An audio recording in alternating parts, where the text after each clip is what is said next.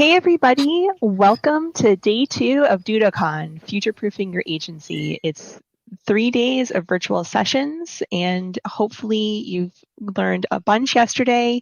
You have a full day of learning on tap for today. We're going to be focusing on AI, we're going to be focusing on machine learning, we're going to be focusing on a whole bunch of things. Before we dive into the agenda, would love to hear about where you guys are listening in from, what you're excited to learn. We'll watch the chats, kind of say hi to folks. Special shout out to Duda customers. Love having you here. We're going to be beginning today with an amazing session. Transactions are more than retail. Get clients selling online in less than 5 minutes. We're going to be looking at some high-level strategy with Leo Castro. We'll then be diving into some specifics with Jonathan Shanam. He's part of the product team at Duda. And then we're going to have a panel discussion with Sylvia Martin. Very excited for that. Make sure, though, that you're ready to jump right into the next session, because right after that's done, we'll be looking at turning compliance into opportunity, getting ahead of regulations. That'll be in about an hour. Finally, I'll be bidding you all farewell, but you'll be in the amazing hands of Perna Verji as we look at AI and content creation, how agencies stand out. And again, one final note. Search Engine Journal and SimilarWeb, thank you so much for sponsoring this amazing 3-day session of learning. For those of you that aren't aware, Search Engine Journal, SEJ, is a fantastic resource to learn about news, to learn about strategy, and SimilarWeb is one of the best in suite SEO tools. So if you have any questions, we have the live chat going, and so any questions that you have, if it's a really good one, we'll put it up on screen and we'll answer as a group, but otherwise we definitely are going to be keeping an eye to respond individually. And without any further ado, we are going to kick it off with Leo Castro. Leo Castro is the founder of Decisive Moment Marketing, a consulting firm that works with high growth companies to build a compelling marketing strategies and campaigns. Leo has a deep experience marketing to SMBs, or small and medium-sized businesses, and has a particular focus on product marketing, including customer targeting, messaging, positioning, and pricing and packaging. Leo, take it away. Awesome. Thanks for the wonderful intro there, Nava. Let's go and put the deck up on screen here. So, as Nava mentioned, I run a consultancy based on helping companies market to small businesses. So, when Duda approached me to come and present here, this is very near and dear to me, because, I think understanding how agencies can help small businesses and influence their decision-making, again, is something that I do a lot. And I'm happy to be here to share what I've observed and how the market has changed, and how transactional commerce is becoming more and more relevant to what happens day to day. So with that, let's dive in here. So let me walk you a little bit through the presentation journey here for what I'll be talking through over the next several minutes. I can't help it, as the product marketer in me. I structured this like a product marketer, and the way I like to think about things is not just the customers that we're trying to target, but the customers. What are they going through? Because I think if we understand that, it makes our ability to market to our end customers that much better, and that much more we can display that much more empathy.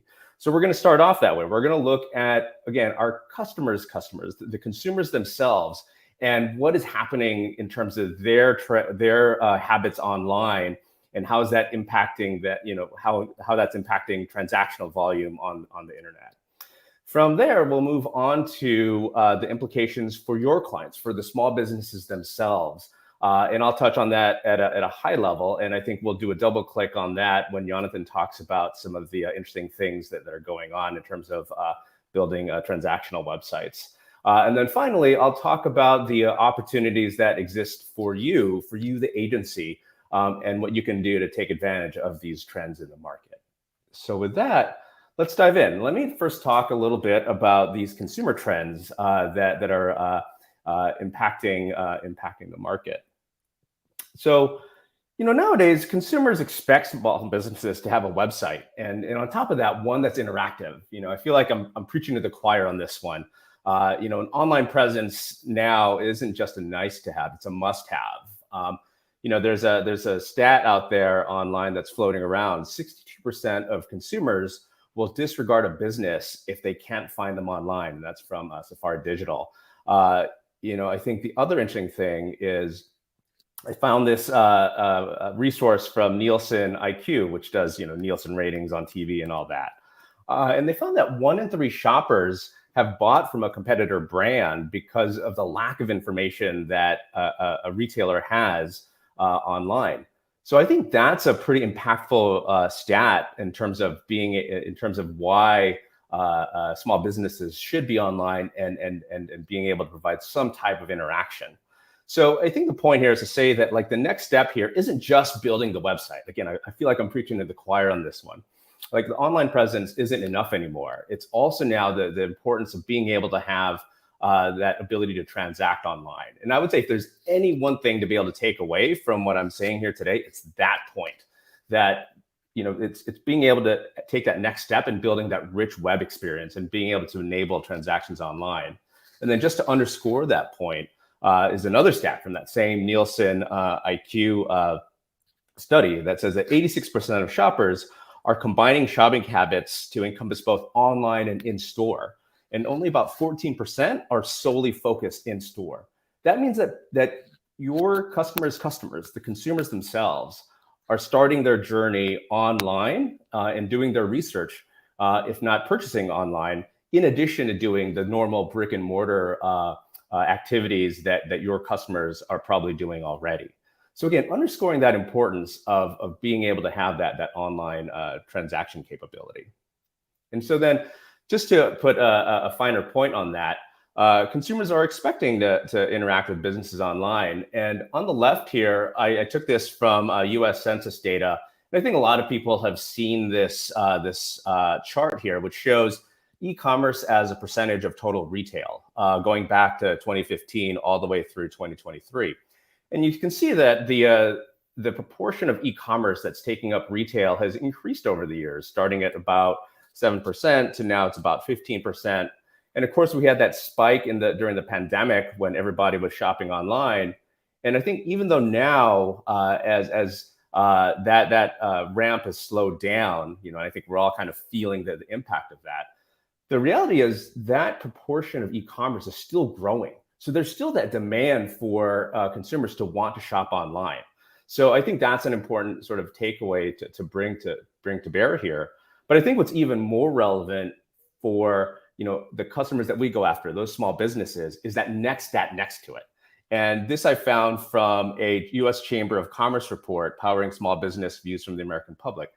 54% of consumers purchased a product directly from a small business within the month prior to doing that survey. So that's quite a significant number. What I'll say is also within that same study, 20% of consumers said that they made over 4 purchases in a given month from a small business. So there's definitely that activity for small businesses, and again underscoring the need to be online. And so if this is retail, here's the rub. And Amir touched on this a bit yesterday. Interacting online isn't just about retail. There's all sorts of interactions that are going on online. And drawing from that same study, 46% of consumers said they purchased a service from a small business online within that prior month. So this could be like a salon, it could be like a cleaning service, that sort of a thing. But 46% again is not an insignificant number. And then on top of that, 38% made a dinner reservation online. So yet that's an example of that interaction that's going on, but isn't necessarily one where there's a payment that's being conducted, but still an interaction. And then just to underscore, depending on who your customers serve, there's definitely generational impact here. This chart here shows sort of those same behaviors of engaging online by age, essentially, from baby boomers all the way to Gen Z. And as you would expect, the younger generations have much more interaction online, whether it's purchasing a product, purchasing a service, or making a reservation. But still, even across the baby boomer generation, there's still a significant amount of interaction that's going on online. So depending on who your customers are serving, this point is potentially even more pronounced. So, the point in showing all this is just to say that like customers are habituating to transacting online. And the point is it's beyond even just purchasing products. So again, there's a lot of opportunity there, and it's good to get to level set in terms of what our customers are doing. So with that, let me move on and talk about the implications for your clients, for your small business clients. So if they want to be able to transact online, and I won't go too deep into this, because again, Jonathan, I think will be able to touch on this and understand, we'll be able to touch on it more deeply. But there's a handful of things that need to be put in place to create that interactive website. Things like creating product or service pages that a consumer can learn more about the product and potentially add to the cart. There's managing the catalog of all the different products, being able to group them into different categories, being able to do marketing around those in terms of discount promo codes, being able to do on-page SEO for those same product pages, and being able to do memberships if you've got like that if your client has that business model around recurring membership. But I don't mean to have this list here to be intimidating. The point is there's for many businesses, it's a lot easier than you think. And I like to group the small business audience into a few different buckets. I like to think of them in terms of, are they offering a low number of offerings online, like that salon that maybe has 5 SKUs of shampoo that they're putting online, or do they have a high number of offerings in the case of, say, an auto parts manufacturer where they're putting potentially millions of things online? And then the other dimension is in terms of operational complexity. Are they just taking a reservation and then putting it into the reservation schedule, or are they warehousing components in multiple places? Are they selling into multiple states and having to deal with multiple taxes? So operational complexity. And I think a lot of the attention for e-commerce has been focused on what's in the top row here, the types of customers that have high operational complexity, regardless of the number of offerings. And I think the real opportunity for the folks on the line here is actually that lower row, almost this idea of e-commerce light or light transactional commerce. The idea where there's a low number of offerings, but lower operational complexity, where I think the small business's business model is primarily brick and mortar. And so they're adding on e-commerce to supplement what they're already doing. So I think that's where the big opportunity is for us here is those and I think is an underserved part of the market actually is that lower sort of row, like the e-commerce light kind of view of the world. I think is where that opportunity lies. And I'll flip quickly through a few different examples here. We just got a puppy, and so this site here is near and dear to me. The idea of dog training classes, again, a service that you can get online. You don't need a ton. There's no SKU to a ton of. There's no inventory to speak of. It's just being able to sign up for that service. And then cleaning service, same sort of idea. The idea that you've got multiple types of SKUs, but there's no inventory to manage on the back end there. And then transactional site here in terms of a car wash that has a wax coupon. So an example of again, a service, but then also now layers in discounting and coupons and such. So again, like there's opportunity here. And, I think, again, like being the product marketer in me, like being able to understand where the niche is, where as a set of agencies and partners serving small businesses, where can we go to that's underserved? So with that, let me sort of turn then to opportunities for you for the agencies. And this is again, this stat is something that Amir had presented yesterday, and it's worth surfacing again. So, I did this analysis here from census data looking at MCC codes. And I think the interesting thing that came up here is that retail itself is only 10% of the total SMB population. 70% are in these sort of e-commerce light or services type areas where it's restaurants, personal or professional services. And another 20 are like in the manufacturing or B2B. But the point is like 90% of SMBs still have that need for rich transacting experiences, even though they're not in retail. So again, there's a huge opportunity here that I think is underpenetrated. And to be able to underscore that is this next slide here, which looks at, in Europe, different websites by different sectors and shows what percentage of them are doing e-commerce. And certainly retail has good penetration there. You see the 31% number, which ties back, which is kind of consistent with this earlier slide that I showed.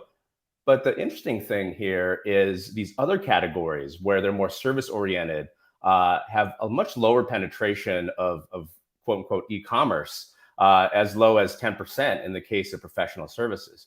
So I think there's a case here to be made that the TAM, the total addressable market, is fairly large, and there isn't a huge amount of penetration in there to be able to go a huge amount of penetration. So there's still a good amount of business to be had there, I think. And so, there was, from the same Chamber of Commerce report, there was, they polled small businesses, and small businesses, by and large, definitely still believe in technology as that lever to unlock growth. It's helped them grow and thrive in challenging conditions, which I think is an opportunity for agencies to be able to provide that service. I think the demand is there. That same study, incidentally, also says that small businesses plan to increase the technology investment that they have over the next 2-3 years. So again, the willingness is there, and the wherewithal is there. So again, I think a good opportunity for agencies to help out these small businesses.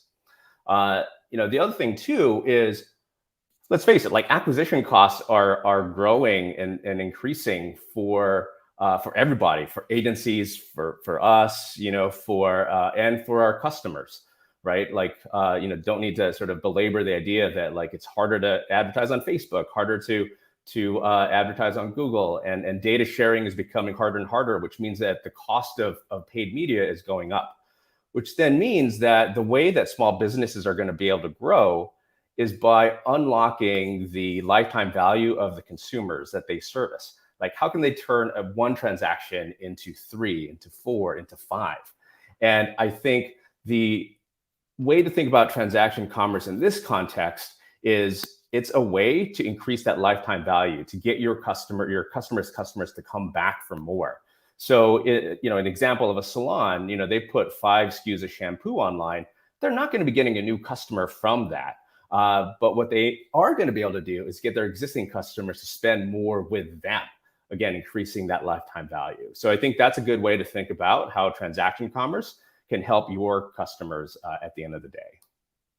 And so again, just to kind of bring that point home here, by enabling transacting sites, it gives you as the agency an ability to increase your the offerings on your rate card, to be able to say, like, I can just not only design the site, but I can also build a transactional site on there. And for you, it's a chance to monetize that.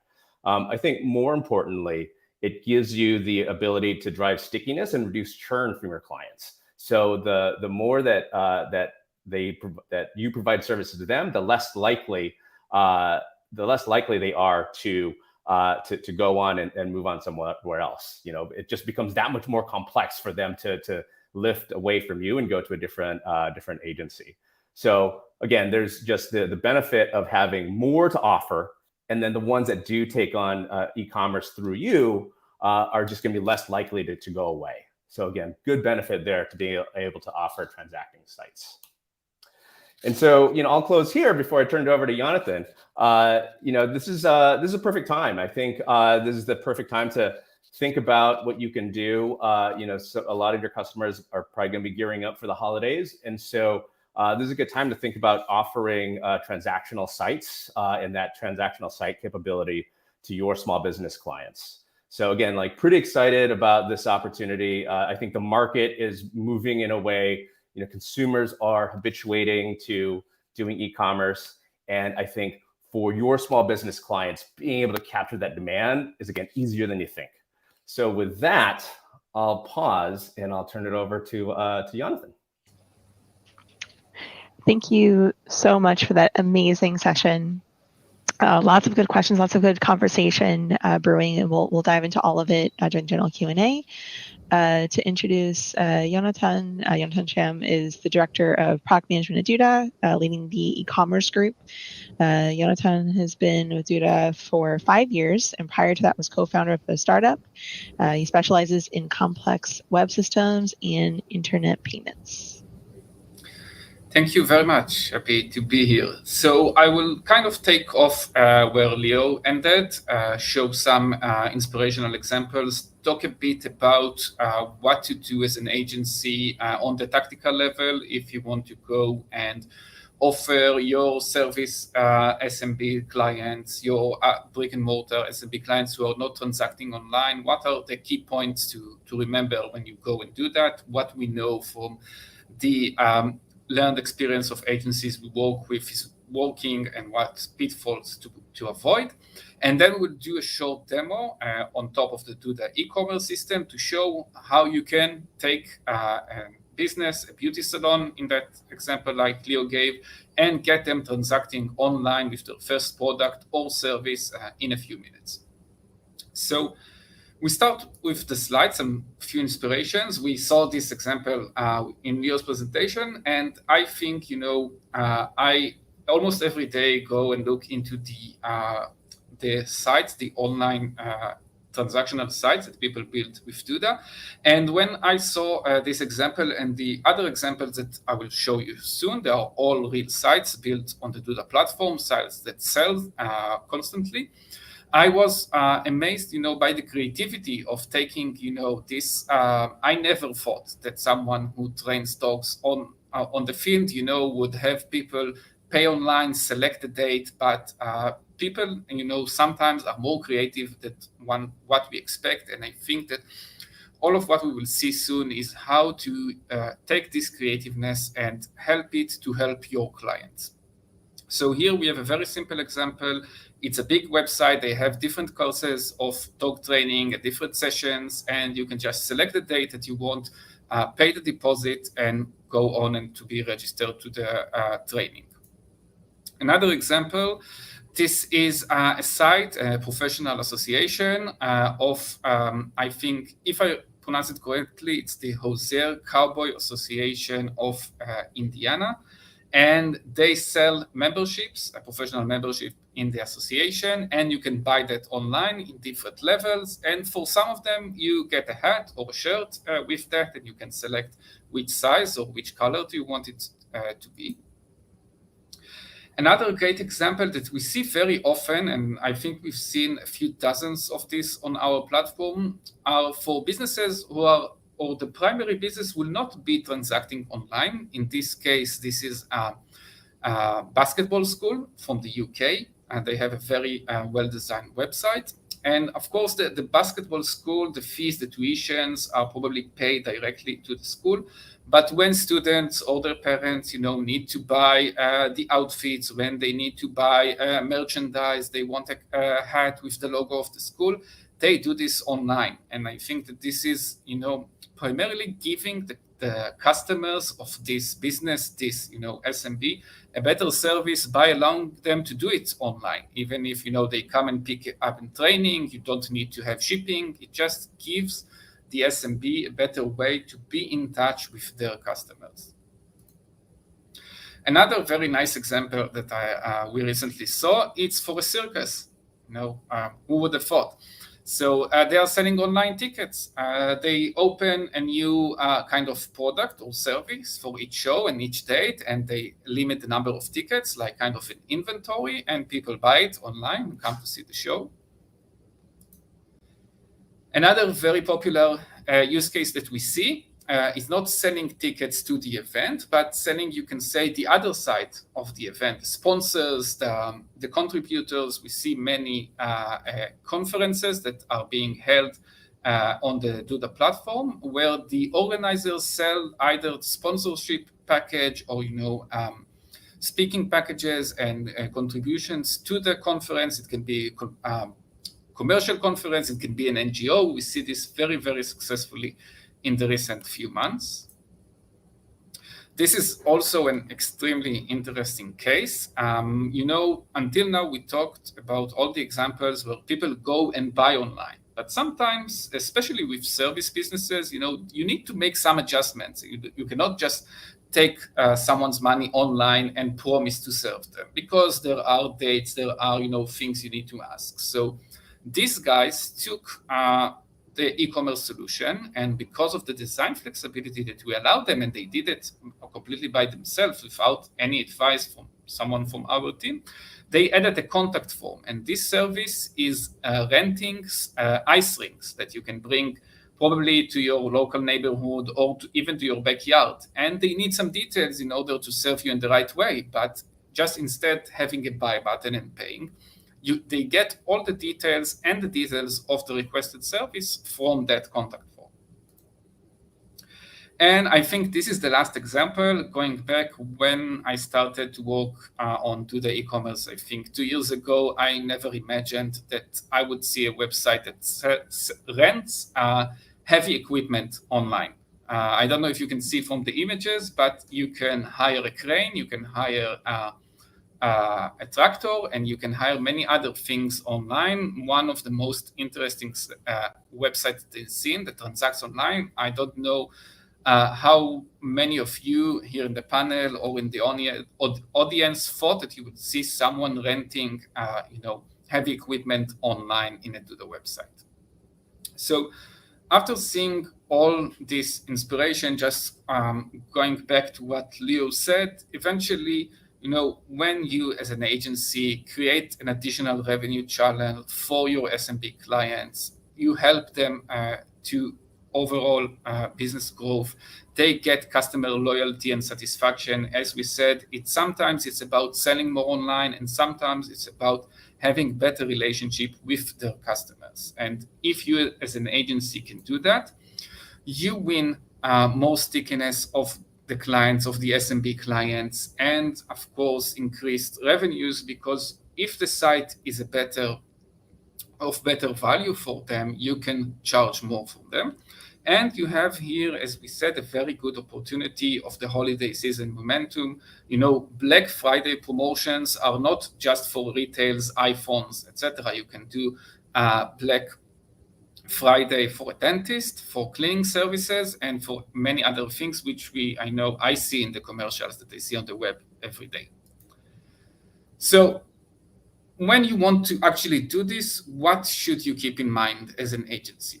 So first thing, and this is true for any website, but when a website is used by the SMB to transact online, you can expect them to log into the platform more frequently, to do more changes, and therefore you should use a good permission mechanism to allow them to work only on what they should. You don't want clients, moving widgets around, changing the copy, changing design, and calling you saying, okay, what happened here? I need you to fix my site ASAP. So you want to have good permission mechanism, again, for any site, but especially if you know that the client is going to log in to update prices, or to send a promotion, or to enter a new coupon code for the holiday season. Second, you want a single interface with a familiar UI, which is basically a natural extension of the platform that you already use to build your website. And this is for you as an agency, but also for your clients. First, for you as an agency, if you or your staff need to work on many platforms and learn them, you waste time on things that are not your core business, and you're not investing your time in generating more revenue and serving your clients in the best way. Same for your clients. If they need, to go to one place to see who created, who filled the contact form and ask for an advice or for a session, and go to another platform to see who purchased online, it's a lot of confusion for them. It's hard for them to work. Not last, but third thing is to use product types that are relevant to your SMB's vertical. And this is used first to cut the store build time, and also to reduce the support needs. We will see in the example in the demo that in Duda platform, for example, we have what we call a service product that you create. And in this case, it doesn't include shipping. Think of, let's say the beauty salon SMB client, or another one, or a lawyer who wants to set up a service with a paid service for a face-to-face meeting, and then they see, okay, there's shipping. What should I do here? Should I add dimension? Should I ignore it? Should I turn it off? Reducing confusion, it helps both you and your team, and of course, your SMB client, to work with the platform. Again, this is true for any website, but especially important when the website is a revenue stream, is to use store pages that are SEO ready and are geared toward conversion and optimized for products and services offering. This, of course, means loading speed, core web vitals, hosting uptime, but also, structured data for SEO, like product schema and category schema, and ability for search engines to read the content of the website and to surface it in search results in the right way. And last thing before we go to the demo is it is important, you don't want as an agency to give your client a generic site that looks like every other site. You want to use your professional design capabilities to deliver fully customized responsive websites. And so you want to do this with an e-commerce platform that gives you the ability to do that. And we will see it very interestingly in the demo in a second. So what we will see in the demo, and we will soon switch to the Duda editor, we will take the case of a beauty salon. We will create a new product for a treatment packages of 10 plus 1. Again, can be very interesting for a holiday season promotion. And we will also see some examples that are already set up for gift vouchers and products to pick up in store. So let's move to the editor. Okay, so hope you can all see my screen now. So let's first open just the salon line. Basically, I took a very, basic website with home, services, events, and contact us, a very, basic lead generation website, a very common one. And all the thing that I did so far is to add the store component, the salon line component to it. So let's create our first product, and later we will see the other products that we prepared in advance. So let's create, as we mentioned, a service product, because we are going to create the 10 plus 1 treatment package. So we don't need shipping, we don't need many other things. I prepared the title, so let's paste it here, and a description. And I don't know if you can see it, but we already have here some support for AI. Let's do improve writing, because what we know from agencies, many times, clients can write something, they can explain what are they doing, but it's not always optimized text to sell online. So let's use this one. Let's add some images.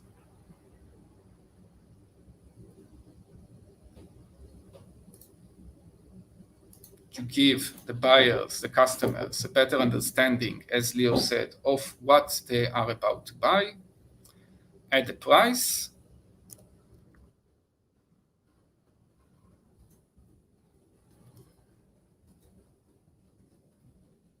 This from here. And, basically that's it. Let's save.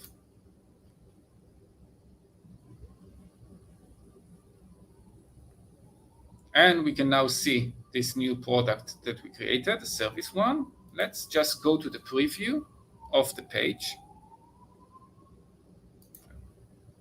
Oh no, I wanted to do something else. Let's go to the services page. And, now we have a standard services page, and we have a contact us button, call to action, because if the site is non-transactional, we expect buyers to go online, fill a contact form, and then, schedule an appointment. So let's now instead link this to the new product that we created.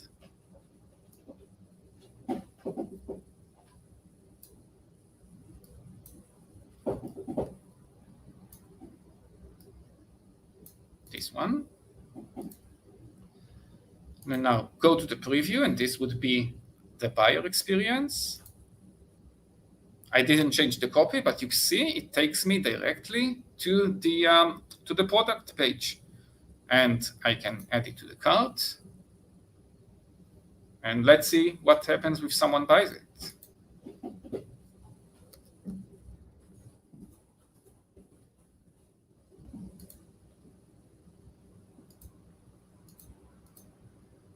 Let's just add some address. Sorry.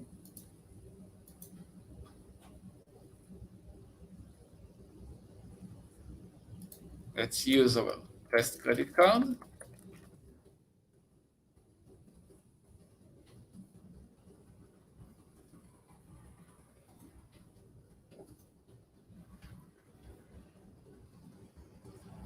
And we have a purchase. And I think, I don't know if you took time, but from the minute that we started until the minute that, this business was able to sell online, to offer this voucher or this eligibility to buy 10 sessions and get one for free, I think it took like less than 5 minutes. And let's see the orders that we have. And we can see here with today's date, a new order with all the details. And now the business can know that there's someone bought this and they can honor their purchase. Let's take a look at some other examples. We can do it directly from the website. So let's go to the preview again.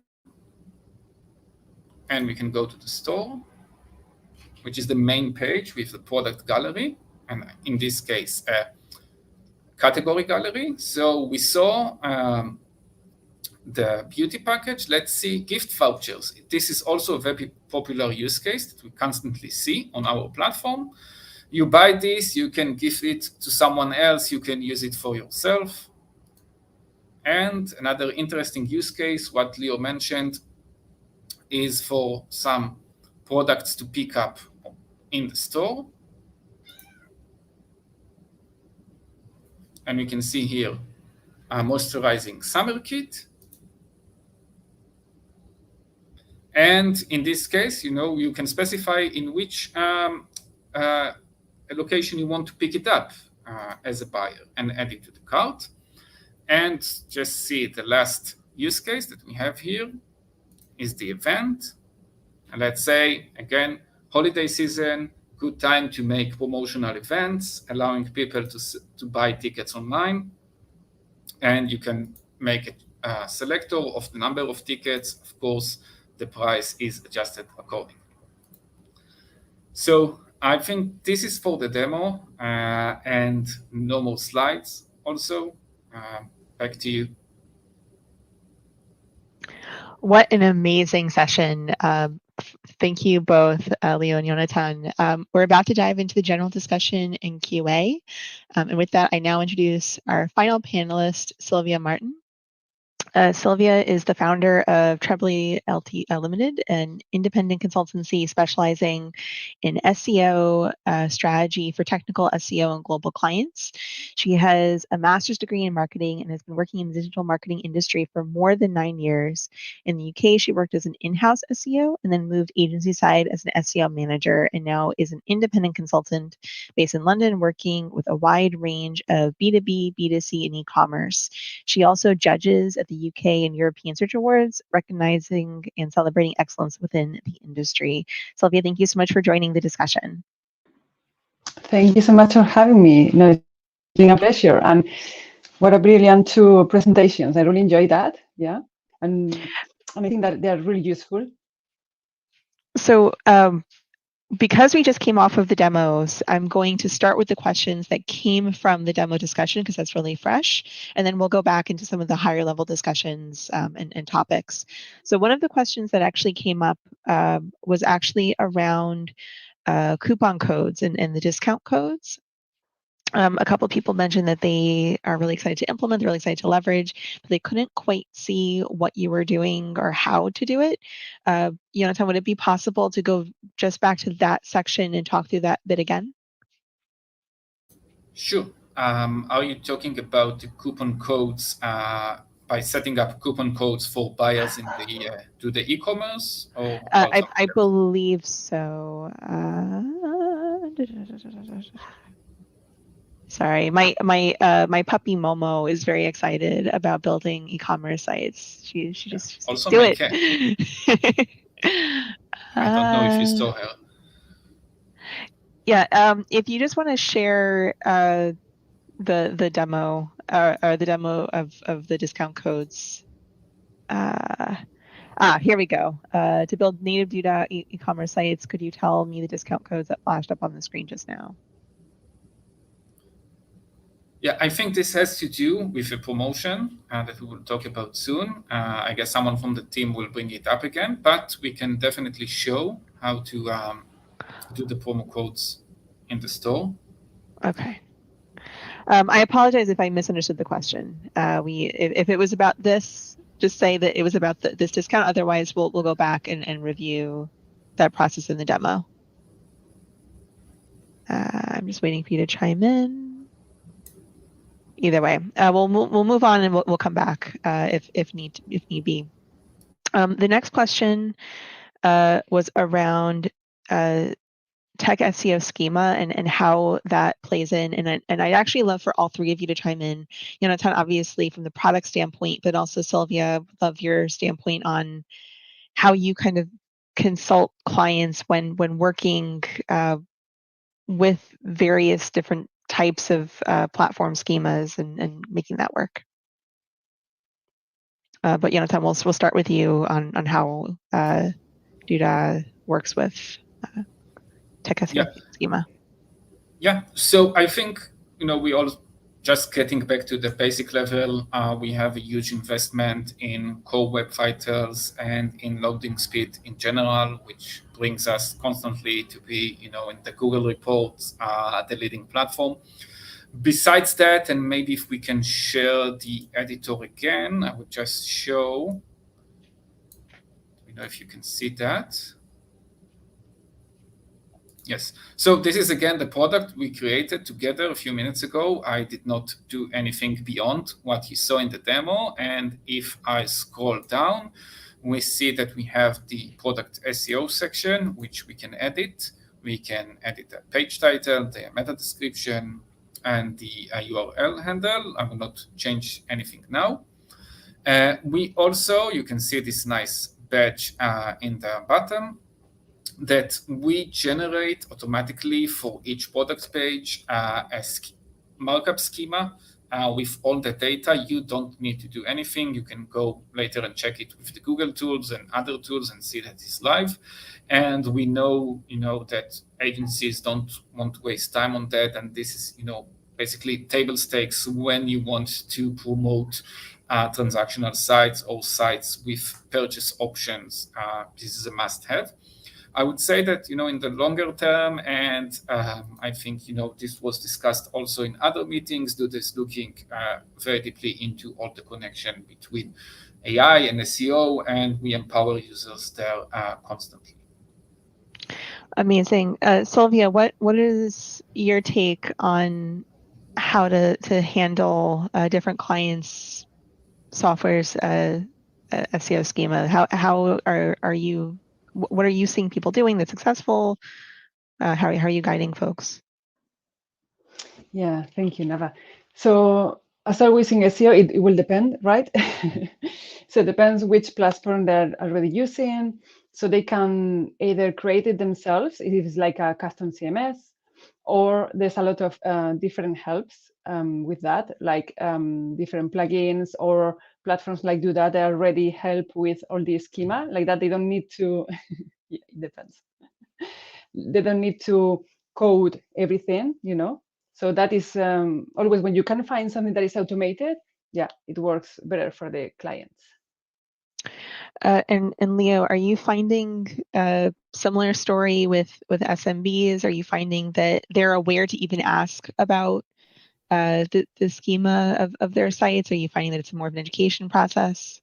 I think it's more of an education process. I think part of the reason why they look for agencies that have that SEO expertise is they don't understand a lot of the finer details, or they'll dig into it and quickly realize, whoa, I sell heavy machinery online. I have no idea what SEO is about, right? So I think it's more like people dabble with it, but quickly realize that there's an opportunity to bring in help. So I'm going to put this next question to Sylvia to kick it off. Would love your take on digital products. We talked quite a bit about just general e-commerce, and we talked quite a bit about how you might translate services into e-commerce. What are you seeing on the digital product side? Yeah, so I have some of my clients that they are in the service industry, and they are trying to do that. But also in general, I would like to say that I think that there's a lot of opportunity for businesses in the service industry to create digital products. Things like, we had already said in this on the presentation different examples, but also you can have like ebooks, tutorials, apps, e-learning. So especially like people that works in the consulting or services, personal services, they have this kind of opportunity to enter into the e-commerce side of the website. And this way, they have a website as a portfolio, they can get clients, but they can convert the clients, which is the amazing point, right? And also it helps you invest more in your business because you can get more clients 24/7. That's the beauty of it also, because you don't need to have the business hours. So it helps with all of that. So increase the orders too. And there's a survey done by Deloitte that they published at the beginning of this year, talking about digital products. And they say this is for the US market in particular. And they say that right now, there's an estimated 2.9% of the monthly budget of people that is going to digital products. So it's something that people is demanding more and more. And there's a lot of opportunities, I said. And 2.9 can feel like it's low, but if you go to other categories like clothing, is 3.8%. So it's quite a big chunk of the monthly expenses. And also, I think that the e-learning sector is the one that is growing a lot. There's a lot of opportunities for people. You have your know-how, you can show others. There's a lot of AI, a lot of different technologies that can help you build your courses, your lessons. And then you can jump in, create easily a website and then start selling it online. Amazing. Leah, what's your take on it? Are you seeing similar hesitation, excitement in the SMB market for digital products? Yeah, no, I think there definitely is excitement. And, again, like Sylvia mentioned, it's a way to get sort of their brand out there, a way to provide that sort of thought leadership around what they do. And, I think Sylvia would be able to reinforce this. It's a virtuous circle, right? It provides more sort of material for SEO purposes to be able to aid in the discoverability. So it provides both an additional revenue stream while at the same time providing that marketing benefit. So I think so 100% agree. Jonathan, anything to add before we move on to the next topic? I just think we see also very interesting use cases in which people combine digital and service or other products where digital is used, as Sylvia mentioned, to allow customers 24-hour interaction, getting some content, committing to transaction with the business. It's a very interesting use case that we see growing. So the next topic I actually want to bring up came from in my asking how people are balancing their spend in response to Leo's presentation. Doc Sheldon, hi Doc, made the really useful comment that currently he is blended, but in another location, it would be purely online. And I'm really curious, all three of you, we'll start with Leo because it was in response to your conversation, but then we'll go to Sylvia and then Jonathan. What is your stance on localizing the strategy? of your either digital marketing versus having the hybrid versus being in store? How are you guiding your clients? What are some of those criteria to make that assessment?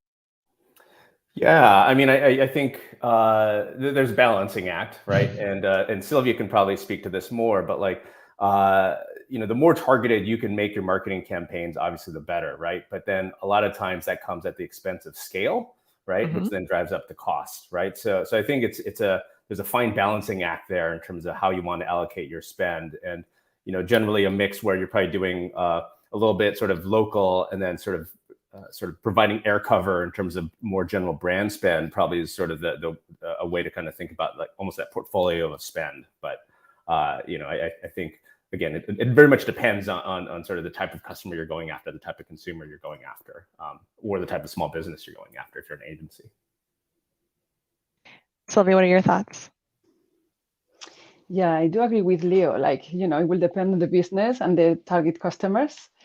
For example, if you are like a small business, you have like a physical store, and then you also are thinking about having your website, or you have it already, but you are like in the early stages. I think that, for example, local SEO is great if you are serving an area. But then if your customers is more like you can sell online and you can serve different countries or different places, then your strategy also needs to evolve and go and cover all of them. Like, for example, in SEO, you can do international SEO and localize or transcreate, your content. Because even if, for example, if you are selling e-learning, for example, right? In the UK or in the US, it depends on the country, it will be different variations of things. So you will need to do like research, but also, as Leo was saying, this is about budget and resources. So the first thing is for the business owner to understand which is the target audience, or which audience they want to reach next, right? To develop the strategy. Amazing. Yeah, actually, one other Leo. sort of follow-on comment, building on what Sylvia said. I think a key part of this also is testing and learning, right? Like being able to have a small amount of budget to be able to test different tactics and see what works. Big advocate for being able to do that. And then eventually the strategy becomes the tactics become apparent. So. And Jonathan, any thoughts on the kind of localization? And I feel like you would probably get to see kind of the forest and the trees, because from a product standpoint, you'd be A/B testing and quality assuring all of it, but then you'd also get to see the trends of all the Duda sites. So very curious on your take there. So I think we see both, and I think we see, as Leo said, many businesses who come from a very physical, localized presence, starting to do their steps in selling online, having their website as more as like just face and information of the business. I think the basketball school example that we saw is very interesting, because we see many do that, creating a specific channel for their customer base to transact with them. I'm sorry, my cat is also very... Never apologize for a cat making a guest appearance. Yeah, right. And also, if we go back to that dog training example, I don't know how many, I can check, but I didn't, how many, of the buyers come from that area, or how many, otherwise wouldn't buy if they couldn't do it online. They would see this website, they would say, okay, this is an interesting dog trainer, but, it's too big of a hassle to contact them, to ask, to inquire, and maybe, they are ready to buy and they can do it online. They don't need to be necessarily from that very local area. Amazing. So we're coming close to time, and I want to make sure each of you can give the full expertise. This was a lot of amazing content, and make sure everybody that you don't just skedaddle. There's another amazing session right after this talking about compliance. We'll start with you, Sylvia, then we'll go to Jonathan, and then we'll finish with Leo. I would like the one really important takeaway that if people have one go-do off of thinking about e-commerce and not conventional e-commerce sites, what would be your one go-do for everyone listening today? Sylvia? Yeah, so as I said before, I think that it's great to have and also Leo mentioned in his presentation, it's great to have a website, right? Because it's your portfolio, you draw traffic, but being able to sell online is the next step, is the thing that is really going to help you increase your revenue and traffic. So I will recommend to people to reflect that and think maybe how they can start doing it, even if it's, just testing maybe one product, two products. You don't need to go suddenly and create a full e-commerce, very complex, right? So yeah, I will encourage people to think about it, reflect, and try some kind of products to sell Amazing. online. Yeah. Go ahead, Jonathan. Yeah, just to follow up on that, I think this is a very good timing for agencies to go and have a conversation with their SMB clients, saying, holiday season is coming up. Your customers are expecting to see some promotion online. Let's think about what you can do, even if it's, creating just one offer and bringing them into this domain, proving them that it's worthwhile.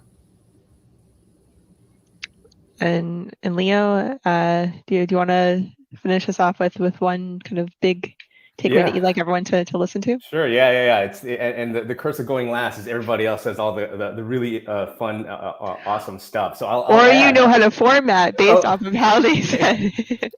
So the last one I'll say to kind of build on both what Jonathan and Sylvia said is, I think especially if you're exploring this as a new sort of channel and a new service to offer to your small business clients, is to kind of do what I mentioned, which is to try to understand your customers' customers and try to understand what their needs are, so that you can then sort of use a pitch, use an offering that will resonate with your small business clients. Like understanding your customers' customers just builds that empathy, so that you're able to understand more where transactional commerce, e-commerce fits into the needs of a small business. So that's maybe the point that I would add is there's a couple of layers here to understanding the value chain.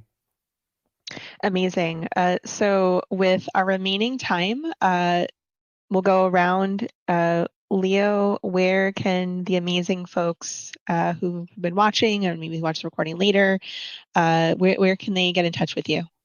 Sure. Either connect with me on LinkedIn, Leo Castro, or Leo at decisivemomentmarketing.com. And Sylvia, how about you? Where can they get in touch with you? Yeah, so they can find me also on LinkedIn, Sylvia Martin, and SEO. And Jonathan, I don't know if you want everyone getting in touch with you, because looking at the comments, there's a lot of great commentary, but Jonathan and the Duda team are very much here to support. And if you want to chime in with where they can get in touch, otherwise we will defer to the amazing support team. Sure. Just to remind, we have the idea board on our platform, and many of the answers to the question can be here. And if you see something that you miss, just let us know over there. We constantly look at it and take it very seriously. Amazing. Well, again, thank you all so much for sharing your amazing perspectives. I'm Nava Hopkins, Optimizer Evangelist. I hosted the session on e-commerce in non-conventional e-commerce sessions. We're about to talk about compliance, so get your little bathroom break, a little drink, little nibble, and then we will be right back here in a couple of minutes to discuss compliance. And making sure that we're not just thinking about it from a serious, I have to do it standpoint, but where is the profit and opportunity there? So again, thank you guys so much, and we will see you in the next session.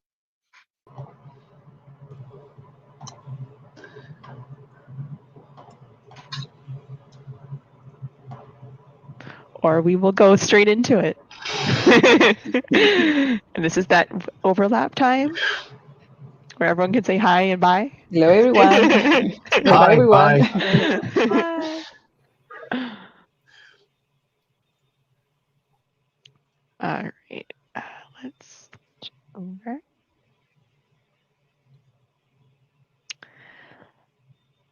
All right, so I think we're actually going to be diving in. I'm going to wait for confirmation on that before doing so. Let's just confirm.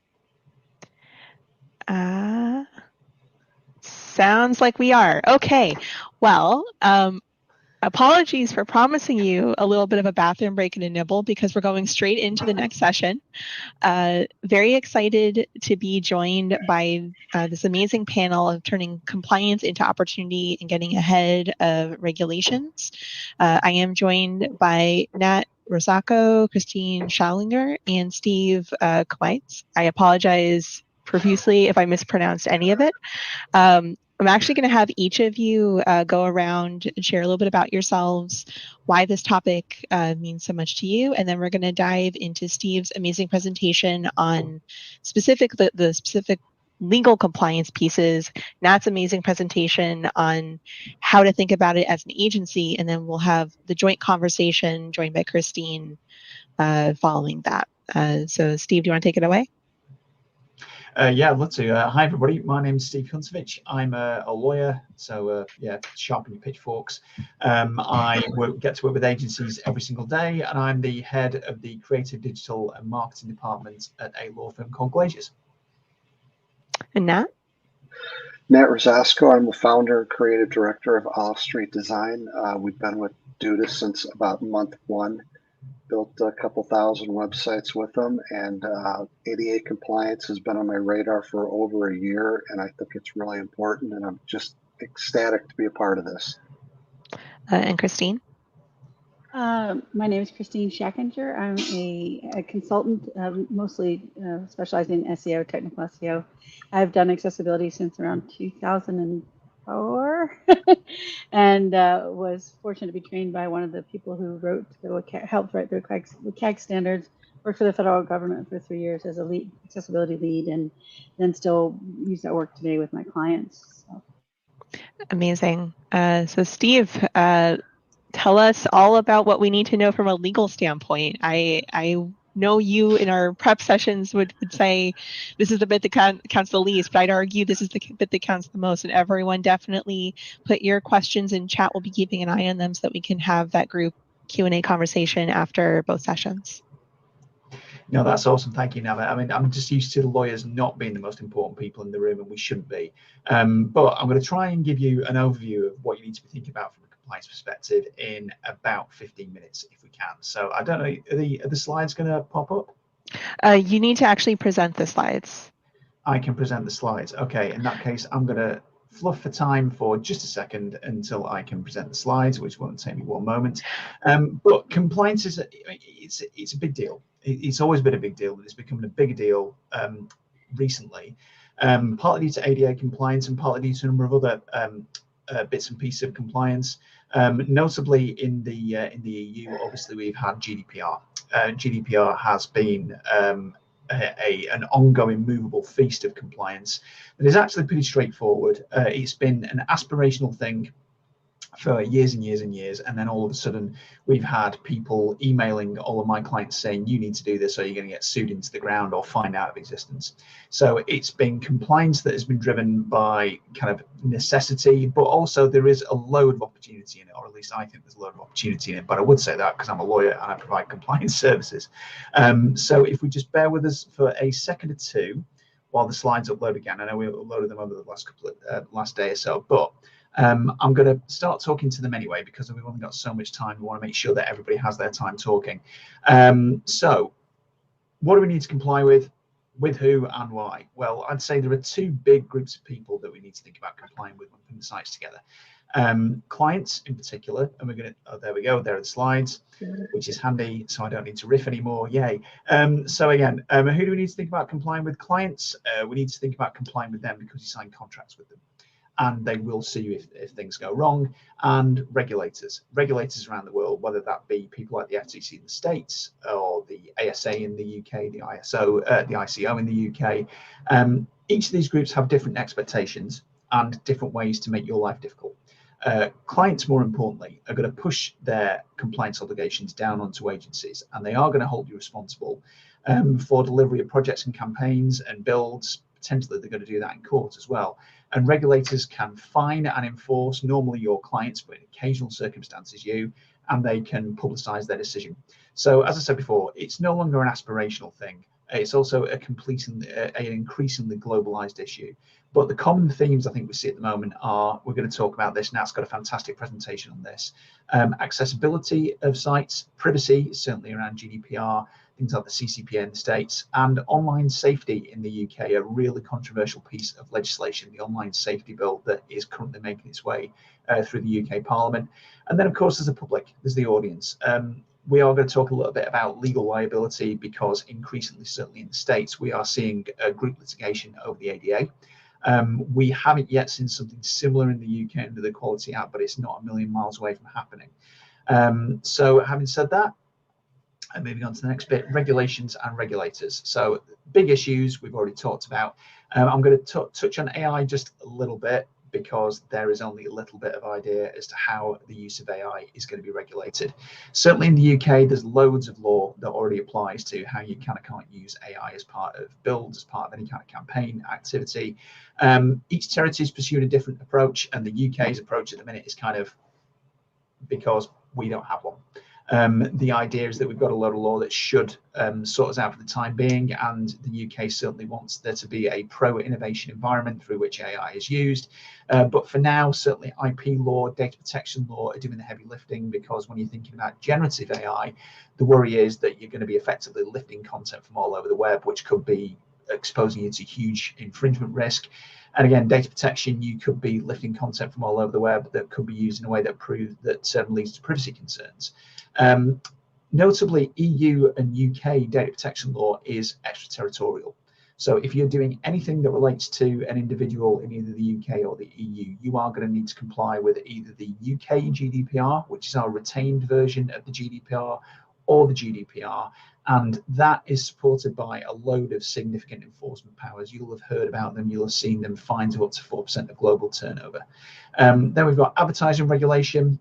There is a system in the US that is a bit more stringent than the UK. And in the UK, we've got a self-policing, self-regulatory system that deals with website content specifically, that's backed up by consumer protection law.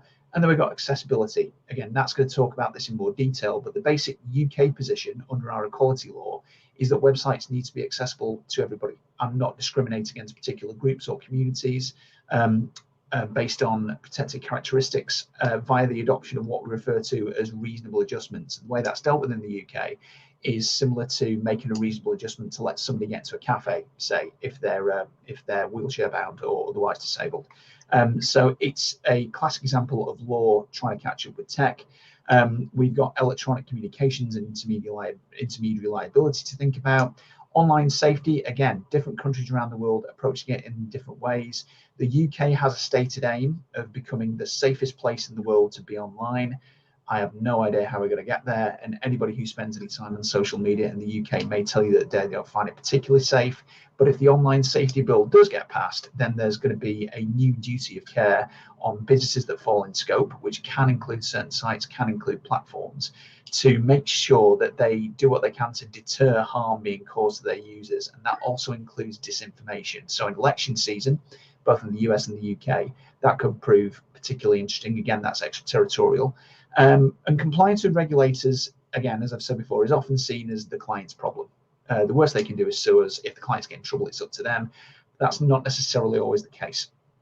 In the UK, as part of the CAP code, which is the advertising regulation, agencies still need to do their bit to comply with the code, just the same as the clients do. As far as data protection goes, you may be what's referred to as a processor of personal data, so you don't decide how it's gathered or what it's used for, you just do things on the client's behalf.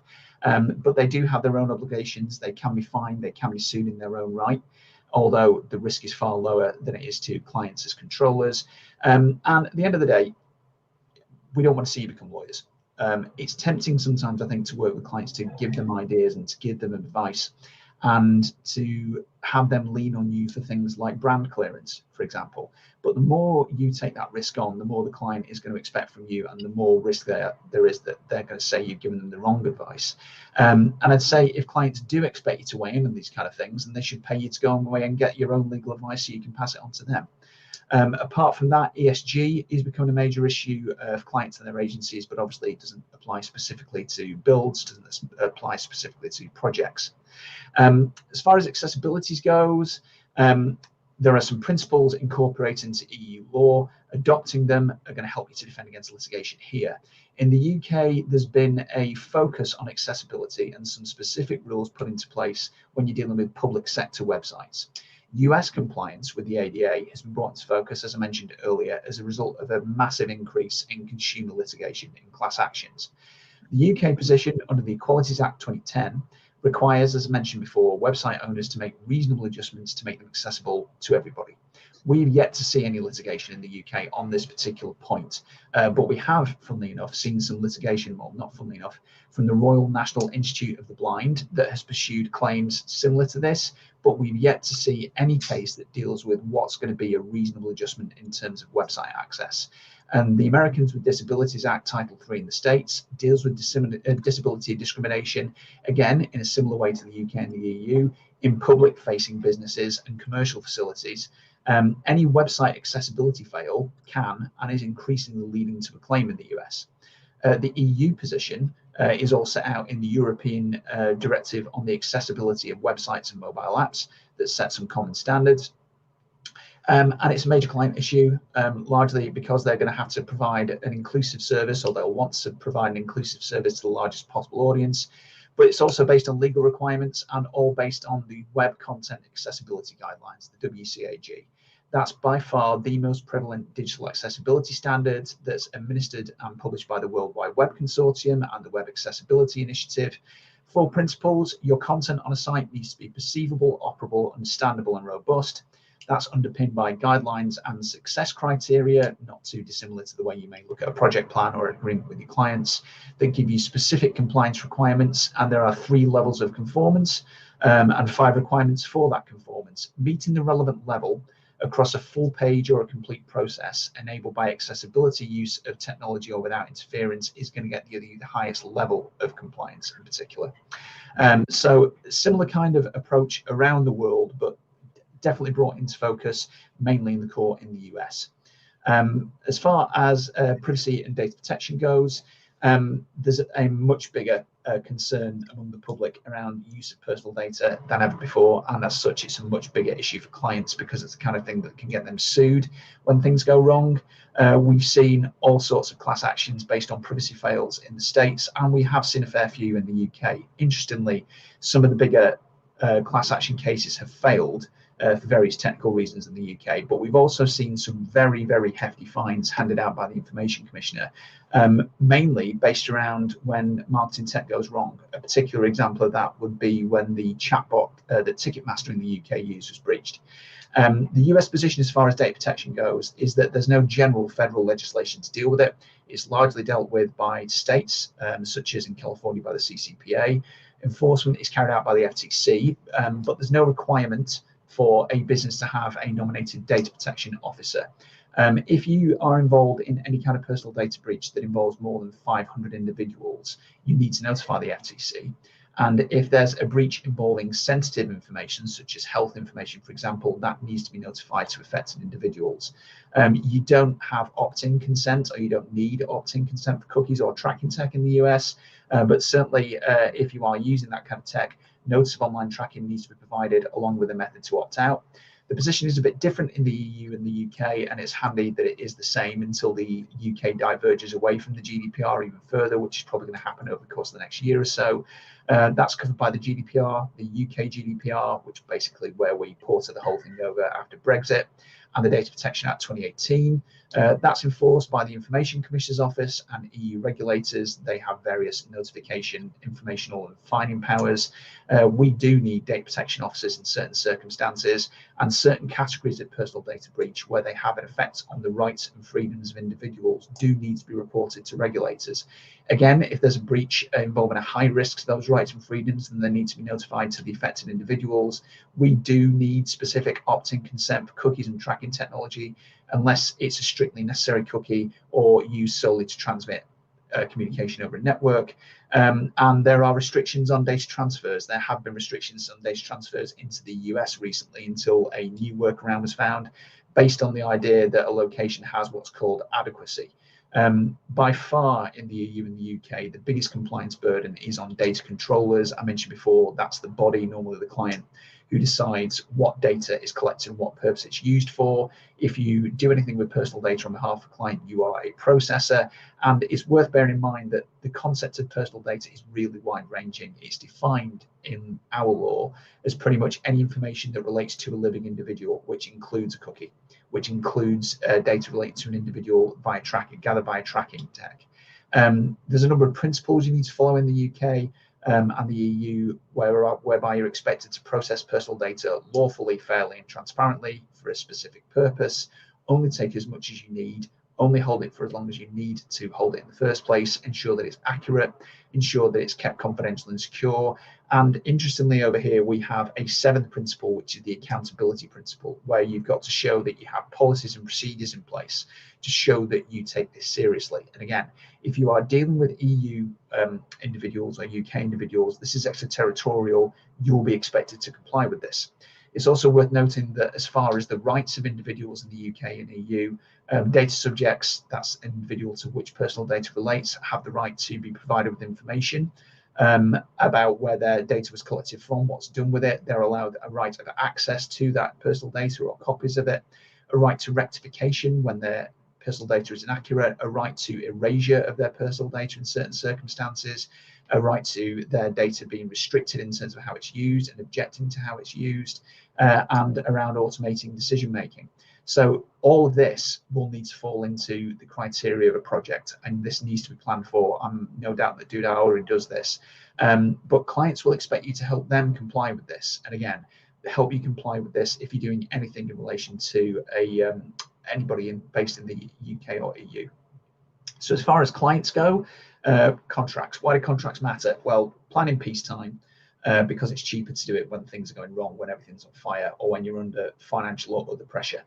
Absolutely, the cliche is true here. An ounce of prevention is worth a pound of cure. And more importantly, once you've agreed a client, once you've completed a contract, renegotiating terms is not easy. Get your team of advisors right is crucial, not just lawyers, but your insurer and your accountant. Build a partnership with them over the long term. And money isn't the only motivator in a project, but it does need to change hands, so do plan for it. Usually when you're looking at an agreement with clients, only a few clauses really matter. The rest of it is boilerplate. The rest of it you'll see in every single contract. But knowing what's important to you is really important, namely who's going to own what you build, what the financials are, what you do in an exit, what happens when something goes wrong, when the client can terminate. Don't be afraid of longer agreements, even though short form heads of terms and deal memos can do a lot of heavy lifting for you and allow a project to get underway while you're agreeing the longer agreement. But to me, contracts are all about knowing what you're worth and what you want or can deliver or need. Have difficult conversations with clients early when things are going wrong, and do plan for the future. Don't take any project, don't take any deal. Think carefully about what kind of rights you're willing to give away. Sweating the small stuff now is going to mean that bigger issues take care of themselves, at least on the legal side. And contracts and their strength are going to be key assets of your business. It's really easy to be persuaded in signing up to a client's contract just to get a project, just to get the work. They could be full of bear traps. They could be full of compliance requirements. Things to look out for: how long does the contract last?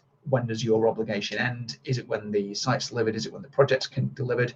What do you do about user acceptance testing, A/B testing, creative control? When does the client sign that off? How much input do you want from them? What's the standard of the work you do? Is it just the UK, EU standard of reasonable skill and care? Do they want good industry practice? Do they want you to comply with applicable laws, which could be pretty much anything? You will need from clients prompt sign-off, proper cooperation, access to information, people and services. You'll also need that from third parties in certain situations as well, maybe design teams, other parts of the creative team at your client. When you have a meeting, do you want to report back on the outcome of that so you've got a written record of it? What happens if your project gets rejected? What happens if things aren't right? Do you redeliver? Do you refund? Do you have certain situations where you're dealing with really big clients and they'll say, well, if the project doesn't go as planned, we can get another agency to deliver it and you pay their fees? That's becoming more and more common, especially with big institutional clients. When do you get paid? Is it in advance? Is it a minimum guarantee? Is it over a staged set of payments? And on whose terms? Can they dispute your invoices, or do they have to pay come what may? Do they pay the balance in an interim? When can you start work in the event that you haven't been paid 2 or 3 installments without a client saying that you're in breach? They may want to come and look at your records of time spent on a project or inspect your data protection compliance. How do you want that to work? Is that going to be on notice so they don't disrupt you? Again, who owns IP? Who owns what you build? If you're bringing background IP to a project, you need to keep ownership of that, but the client will want to be able to use it. And they will ask you for an indemnity. They will ask you to pay out in the event of a claim of IP infringement as a result of the work you deliver for them. You'll want the clients will want to take the lead in those claims, but you want involvement. What do you do about confidentiality? You'll be given a lot of confidential information as part of the project. Clients may want the same people in the project all the way through. Can you agree with that? What do you do around data protection? How do you limit your liability? Do you limit your liability to the value of the project or maybe a percentage of that? How does the client get out of the agreement? Is it just in the event of a breach, or can they walk away, say, after 6 months? What do you do in the event of an act of God? Acts of God, force majeure, have really been brought into clear focus again post-COVID. And what does an act of God mean? And when you're dealing with international clients, governing law in jurisdiction, which law applies to your project? So having said that, seems like a lot of hassle, right? Where's the opportunity? Well, doing the right thing's worth money. It helps through secure relationships and projects. And having a view over the risk landscape helps you manage projects and helps you manage client expectations, because compliance sometimes has to inform creative. It saves on wasted pitches, saves on wasted ideas, and avoids disappointed clients. But it's worth doing the work now to think about compliance to avoid problems later on. The opportunity, in my view, and Nat's going to talk much more about this, lies in saving money and time, avoiding disputes and potential regulatory sanctions, and protects your brand, protects your reputation, protects your revenue. That's a whole lot of talking. I've had a whole lot of coffee today. It is late in the UK. If anyone wants to contact me, I'm sure those details will be made available, but I think that's enough of me for now. And I'm going to throw over to Nat, if that's okay. That was an amazing session. Nat, ready to take all of that legal and turn it into here's the action plan for sales? I'm ready. All right, Nat, take it away. All right. There we go. Wow, I got it. Steve, thanks for showing me up by putting on a suit jacket and looking very smart today. First time for everything, Nat. Yeah, there you go. So I've been reading kind of the comments that are going on here, and mine is kind of the poster child for this, the ADA compliance, because this was on my radar a while ago. And this turned into something, the more I looked into it, the more frightened I got. Steve's going through all this stuff. We turned to our legal team. I was like, the more I looked, I was like, oh my gosh, this is unbelievable. So this is how we turned compliance into an opportunity. And it's very straightforward and it's simple, but it's a footprint and a blueprint for doing what we did and the success we've had for this. So early January, we got a phone call from the University of Florida. They had been sent a letter from a national ADA organization, which was the good news. It wasn't from an attorney suing them and wanting an immediate demand letter. Well, we looked into it and we were like, oh my gosh. Well, in that same week, we got 3 other calls.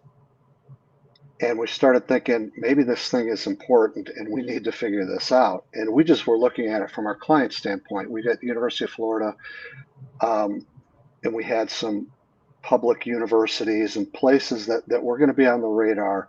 A lot of voting election counties in Florida. And we contacted all our government clients and they all added accessibility. I'm like, all right, good. We've done our part here. We've gone to our 8 or 10 government clients. We did enough. Well, was this enough? Started nagging us. We're talking about, should we pursue this further? What exactly is website accessibility and why does it matter? Who does it affect? This is a slide, I believe it's from the AudioEye website, but there are people that are blind, motor, mobility, color blindness, epilepsy, cognitive disorders. There's a lot. It's a lot of people. And we started thinking, you know what? I don't know that we did enough just going to the Seminole County, Florida, and putting accessibility on their website. You know, we've got a whole lot of clients here. So we kept going further. time to ramp up our efforts. Here's we contacted our lawyers here in Chicago and said, you know what? Why don't you start looking into accessibility, website accessibility, and lawsuits? And what we found was I have reams of lawyers will do. They sent me reams of more information than I knew what to do with. And I started reading it and getting more and more nervous. So last July, we went to Louisville for a Duda event. Ty Demore was there from Audio Eye. Good friends Justin and the team were there, Oded. And we spent a lot of time talking about the software, the lawsuits, what we're doing and what we should be doing. And it really ramped up what we wanted to do. So what did we do next? We came up with an email campaign. Our attorneys, the Audio Eye executive team came into play with this. We got a new registration with PandaDoc. The key to this, and this was the key. This is from our attorneys. This is from the Audio Eye people. This is from Justin at Duda helping us out. We had a really slick letter that talked about website accessibility, what it is, why you should do it, why it's a good thing. But at the bottom of it, this was the key. And that's why we did it through PandaDoc. Now, we tried to sell accessibility for the previous year. We had 11 that we had sold. This was a thing that sold it, is they had to click on there, opt in, continue with our recommended compliance solution. Yes, I would like to continue using ADA compliance, $39 a month. I understand all external documents not covered. But the next thing was the thing that got them shook up. I choose not to be compliant and assume legal risk. No, I do not wish to add ADA compliance and data privacy on my website. I understand my website does not meet the most recent ADA requirements for website access, and we cannot be held responsible. A flurry of emails and phone calls came after this. What is this? What are you talking about? They really didn't care, because I'm looking at the comments that were coming in. People didn't know it. They didn't know much about it. It was subtly on their radar, not really. They didn't know what it was. In fact, we had a couple people call us and said, we don't need to be ADA compliant. We don't have a brick and mortar facility. They thought they needed ramps to go into their office. I mean, that's how little people knew about this. But when they understood that I was nervous, that I didn't want to get sued, they thought maybe this is for real. And that's what turned the corner with this, is these couple little things here. And then they called me and said, well, we don't want to be compliant. I said, that's fine. Click the PandaDoc, because I want this on record for our attorneys down the road. And they're like, oh my gosh, it turned the corner.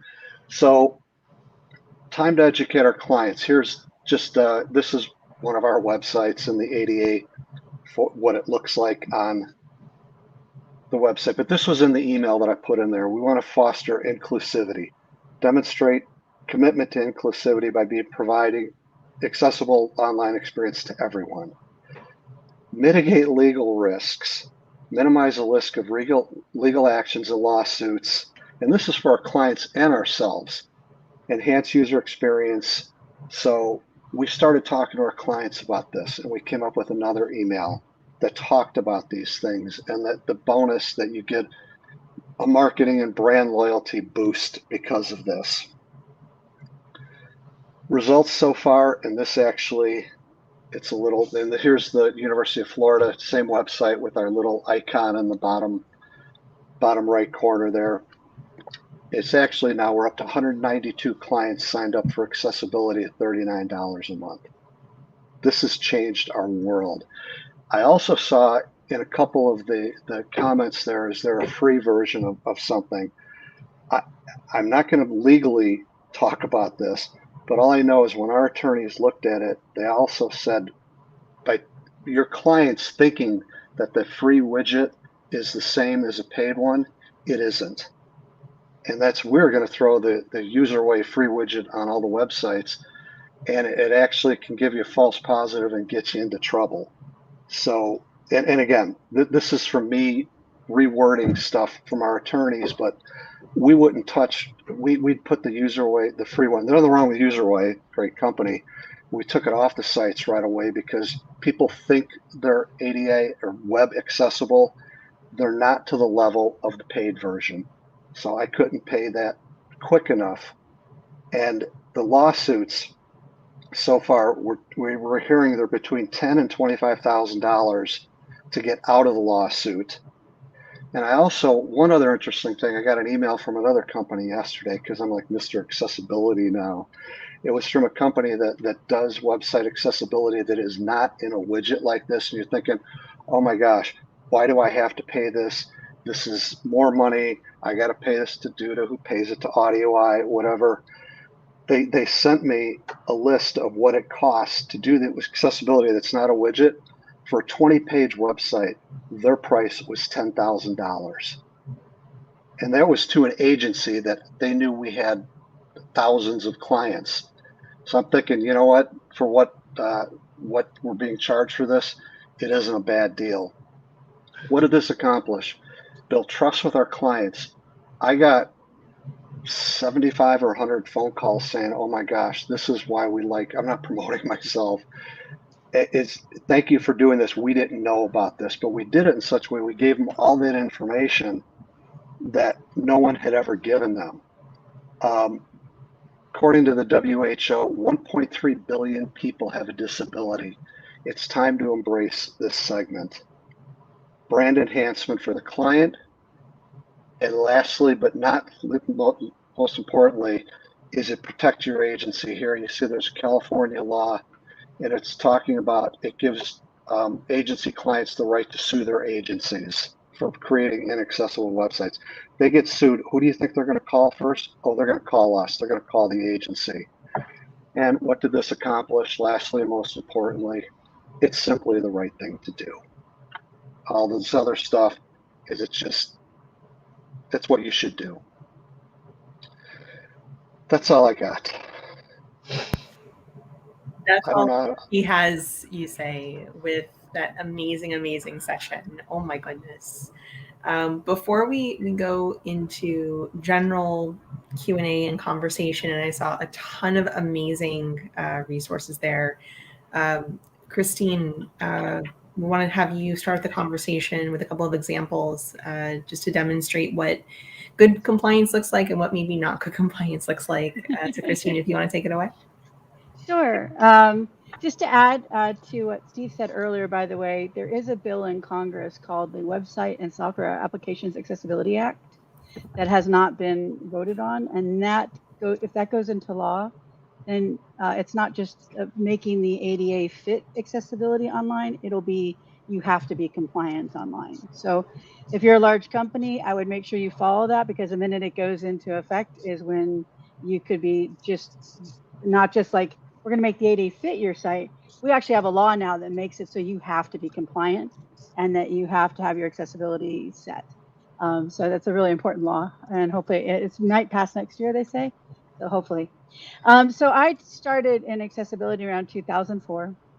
I did the United States Fire Administration website, and I just found it so important to people with disabilities. I didn't know at the time like how difficult it was, and that's way back when the tech was really bad. And then I was the director of technology for a company starting a startup, and the boss came to me and he hired me because of my accessibility background. And he said, well, why should people do accessibility? And I said, because it's the right thing to do. And he goes, no, I can't sell that. And I go, okay, because legal reasons. He goes, no, I can't sell that either. He goes, I do startups. I'm very good at it. I can tell you no one's going to buy it because we're going to sell accessible websites to the flooring industry. He's like, I can't sell either of those. No one cares. He goes, I'm sorry. He goes, it's the cruel part of the world. No one cares that it's the right thing to do, and no one thinks you're going to get sued. So now the climate's a little different today, where you have a lot of lawyers that are kind of like, it's the new ambulance chasing, right? So what he said is you have to make a business case to the company. You have to make it worth their while. And so I have two examples, one where they didn't do it and one where they did. One is, if you know the Wynn Las Vegas, Steve Wynn, who's no longer running any of that, is blind. He has macular degeneration. He's legally blind. My friend was the director of marketing there. He wanted me to do an accessibility audit and then help them create an accessible website. At the time, we did the research and found out that was a $13 billion travel market, and Vegas was one of the top 3 cities that people traveled to when they had disabilities because we were such a new city. We presented that to Mr. Wynn, thinking because he's blind, of course, he would like to have a website where people could use it, right? He did not. He did not care.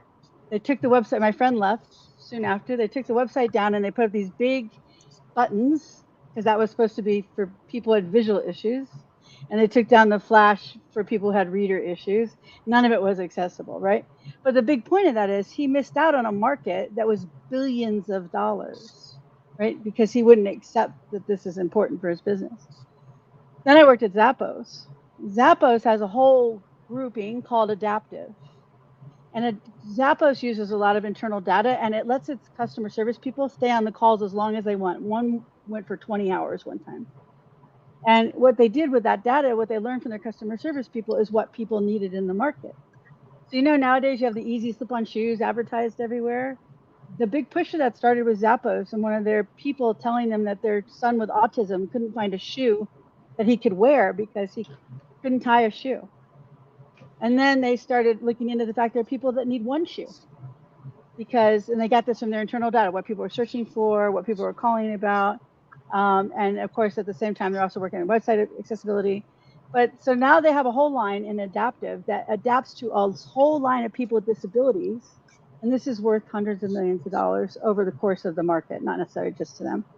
But so people dismiss accessibility because they don't want to do it because it's the right thing, and they don't want to do it because it's a legal thing. It's a really smart business thing. There's 60 million people in the United States who claim disability status. That is a lot of people with disabilities that can't read your website properly or can't get a product from you because it doesn't fit right or doesn't work right. So I tell people when they talk about accessibility, it's just smart business to do it. And also, if you go into SEO, while Google doesn't have the accessibility standards written into the ranking signals, everything you do to meet the accessibility standards helps you meet ranking signals you're probably totally unaware of, but will help your website. And then also it makes your market, it opens your website up to a market that you may not know even exists. A dark market, like in travel at the time, which was $13 billion of people buying travel who had no ability to book travel because the websites for hotels were so atrocious at the time. There was literally no way to get on there and do that. So that's how I opened the discussion, is that it's great to say you legally should do it. It's great to say that you should do it. I agree with those things. But for business owners, the best thing is to make a business use case and why it matters to their company. Awesome. So I will put it to Nat and Steve. Which of you wants to kind of field this first? There were a number of really powerful comments about how much to invest early versus later, and how many people are currently not thinking about it. So it could honestly go to either of you because both of you touched on this. But okay, Steve, go ahead. I don't want to steal Nat's thunder. I mean, the UK perspective, I think, has been that the Information Commission has spent a fair amount of time going around websites and looking at privacy notices. You know, which is the bare minimum that you need to explain to people what you do with their personal data. And still, there are so many websites not getting it right. You could talk about the design imperative to reach your widest audience possible, but I think we are still seeing in the UK the fact that, you know, the bare minimum is not being achieved. Where we've seen, and I saw the mention of a predatory lawsuit in the comments quite rightly, we've seen a lot of that in the UK, not around accessibility, but around cookies in particular, around the application of the privacy and electronic communications regs. And we've seen an awful lot of cell-style privacy activists going to sites, finding non-compliant ones and saying, right, okay, you don't comply. I have suffered distress as a result of that, even though now in the UK courts you need to have medical evidence of that distress. Give me £750 and I'll go away. And this makes them an income. And it is, but we talked about lawyers doing up the sneakers to chase an ambulance before. That data protection privacy legislation has absolutely been the ambulance of choice in the UK for quite some time. And getting that right is just about having wording on a website. Getting accessibility right, again, and having worked in-house at a very large e-commerce retailer, why wouldn't you want to do it? Do it now and avoid problems later. It normally tends to be less expensive than you think. And if you've got a solution like Nat's available that is built by the community for the community, with lawyers kind of sat in a cupboard, occasionally advising, I don't know why you wouldn't want to buy that. And some, I'm sorry, I was just going to say, some people help design and build websites, and retrofitting is always more expensive. And so if you design it, a new section of the site or a brand new site with accessibility in mind, then you're opening yourself up to more markets, you're keeping yourself protected from lawsuits, and you're not going back later when the Department of Justice here in the United States sends you a message that your site's not compliant and now you have to fix it, or they're going to take you to court and fine you. So it's really important, I think, to start very, very early and get it just put into your plan that this is what you do whenever you work on your website. So Nat, before I go to my next question, do you have any thoughts on that? Yeah, we thought that this was an urgent thing, and Duda's got all kinds of new apps and things going on in the store. This is the one we got behind and said we have to stop everything else we're doing and get all over this thing. For all the reasons that I mentioned earlier, really, we don't want to get sued, and we make some money. By the way, we help our clients out. But if there's one takeaway from every agency that's on this call, is I would do whatever I could when we get off this call and DudaCon is over, is to do this right away and protect yourself and do the right thing for humanity. So one thing I do want to get to, and then there's a really good question for Christine. One of the things that stood out to me, Nat, in your presentation was how well this was packaged. And I think you did a beautiful job of sharing with everyone kind of what that package looks like. If people are trying to figure out their own packaging system, where would you suggest that they start? Should they just templatize what you've put out there and go from there? Is there kind of more thought that needs to go into it? How would you suggest approaching it? Well, I did put secret sauce on the beginning of that, so that's our secret sauce. I think I shared a lot of things, and I think I spent a lot of money with lawyers, and I think what I shared is really the blueprint for people to take those pieces and put their own together. And just give me a attaboy at the end of the day, because we showed the different things you need to do. But I said a well-written email, putting that opt-in and opt-out legally, doing it through something that's kept into, that's saved, so for later you get that. Those are the steps. I did the 1.5 years of work and shared, and really if they follow those steps, they have it. So Christine, there was a good question from Justin Copeland around the name of the legislation. Would you mind going over that again, and kind of the main points that people should think about? It's called the Websites and Software Applications Accessibility Act. It was introduced by, I believe, Duckworth. And I can give a link to the actual congressional tracker if you want. I can give it to you now if you want to put it in the chat. And or you can put it in yourself. Oh, okay. I didn't. It said I can join chat. Hold on. Sorry, guys. I didn't know I could join or not. No, it wants me to connect my YouTube account. I think a bunch of us. Now I'll put it in. And then here's a good explanation of it from accessibility.com. I'll send you that as well. So basically, because the ADA does not, a lot of people say ADA compliance, which is kind of a misnomer, because the ADA doesn't have a specific section that says, unless you're working with the government, and if you're working with the government, then yes, you do have to be accessible. But if you're not working with the government, you don't have government contracts, there's nothing that says that I put on my website today have to be accessible. Just when they sue, the lawyers sue, they use the public forum aspect of the law or a couple other aspects of the law, the Title III that Steve mentioned. to sue on. So it makes it harder because it means it's very judge dependent, state dependent, locality dependent. It's not a U.S. law. So this bill will create an addition to the ADA that will make it so it is a law. And then you do have to follow the standards. And my guess is because WCAG is the standard, that is the standard they will be using. And then depending on what kind of website you are, what level of WCAG. So WCAG has different levels. There's an AAA standard. So so I would follow this in Congress, because if you are a large company and this does pass, there will be a time very shortly after it passes where they will say you must be accessible. And then the lawyers have something literally, and Steve could talk to this, the difference between trying to sue around Title III and literally having a law that says you now must be accessible. And it's a very big difference when it comes to the lawsuits and the amount of money you might owe for not being accessible at that time. So Steve could speak to that, I'm sure. Yeah, and we've seen something really similar with privacy in the UK and the EU, in that a lot of the law says there's no compliance it's risk-based compliance privacy in the UK and the EU, and there is no requirement. There's no one tells you do this and you are now compliant, because you've got to have relevant processes and procedures in place, and it becomes something that changes over time.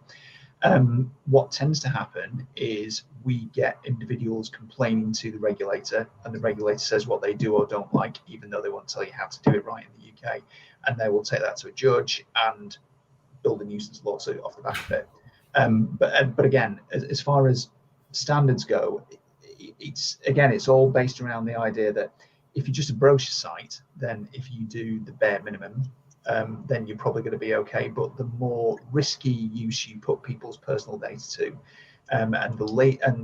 if you don't explain it properly, if you don't put the right kind of mitigations in, if you don't provide contact details to opt out of marketing, that kind of thing, there's still an industry for it in the UK, and there's still an industry for it in the EU.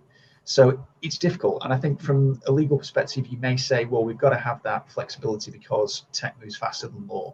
But as you say, Christine, having a standard to work back from is only going to help everybody. I think it's going to also potentially help the courts from being choked up with these lawsuits that get speculative and tend to get settled on the basis of just risk management rather than legal merit, because companies will look at them and say, I could be financially ruined by this. Let's just settle now. Let's just settle at any cost. We're seeing a very different approach. I'm not a claimant lawyer, I'm a defendant lawyer. And I've spent a lot of actually quite happy years defending nuisance claims like this. And it's a privilege to be able to do it. One question I'd love to get all three of you to weigh in on. We'll start with Nat, since we kind of had to skip over Nat in that first question, is just packaging accessibility. There was a really good question or comment before around that it's on us as vendors to build that in as a line item and to do that proactive work. But sometimes clients will cry or complain or have comments about, well, why are you nickel and diming me? Like, what is this? So would love all three of your takes on kind of how some of those conversations have gone. What have been some of the ways that it went in a positive way? What are some of the ways where maybe it didn't quite go as well and maybe the client paid for it and came back later? We just would love your takes on that. Sure.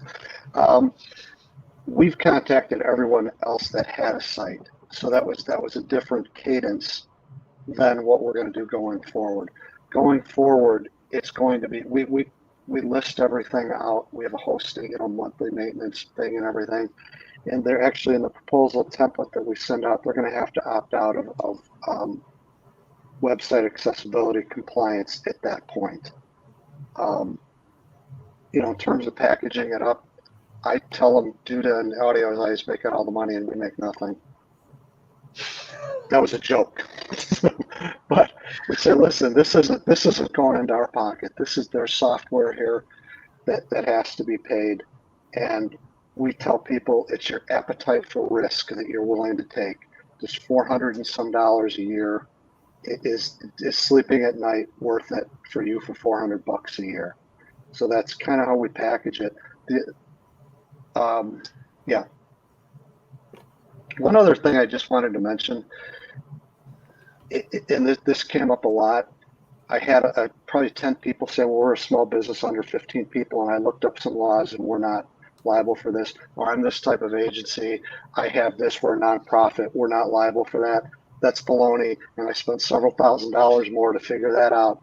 It's 100% of everyone you're talking to needs ADA, and if they tell the website accessibility, and thank you, Christine, for having me change the way I say that. It's 100%. It's all of them. And I've been reading some things, and there's a little pizza parlor that has 3 employees, and they were given a demand letter, and it cost them several $1,000s to get out from under it. So it's everybody. Christine, any thoughts on that?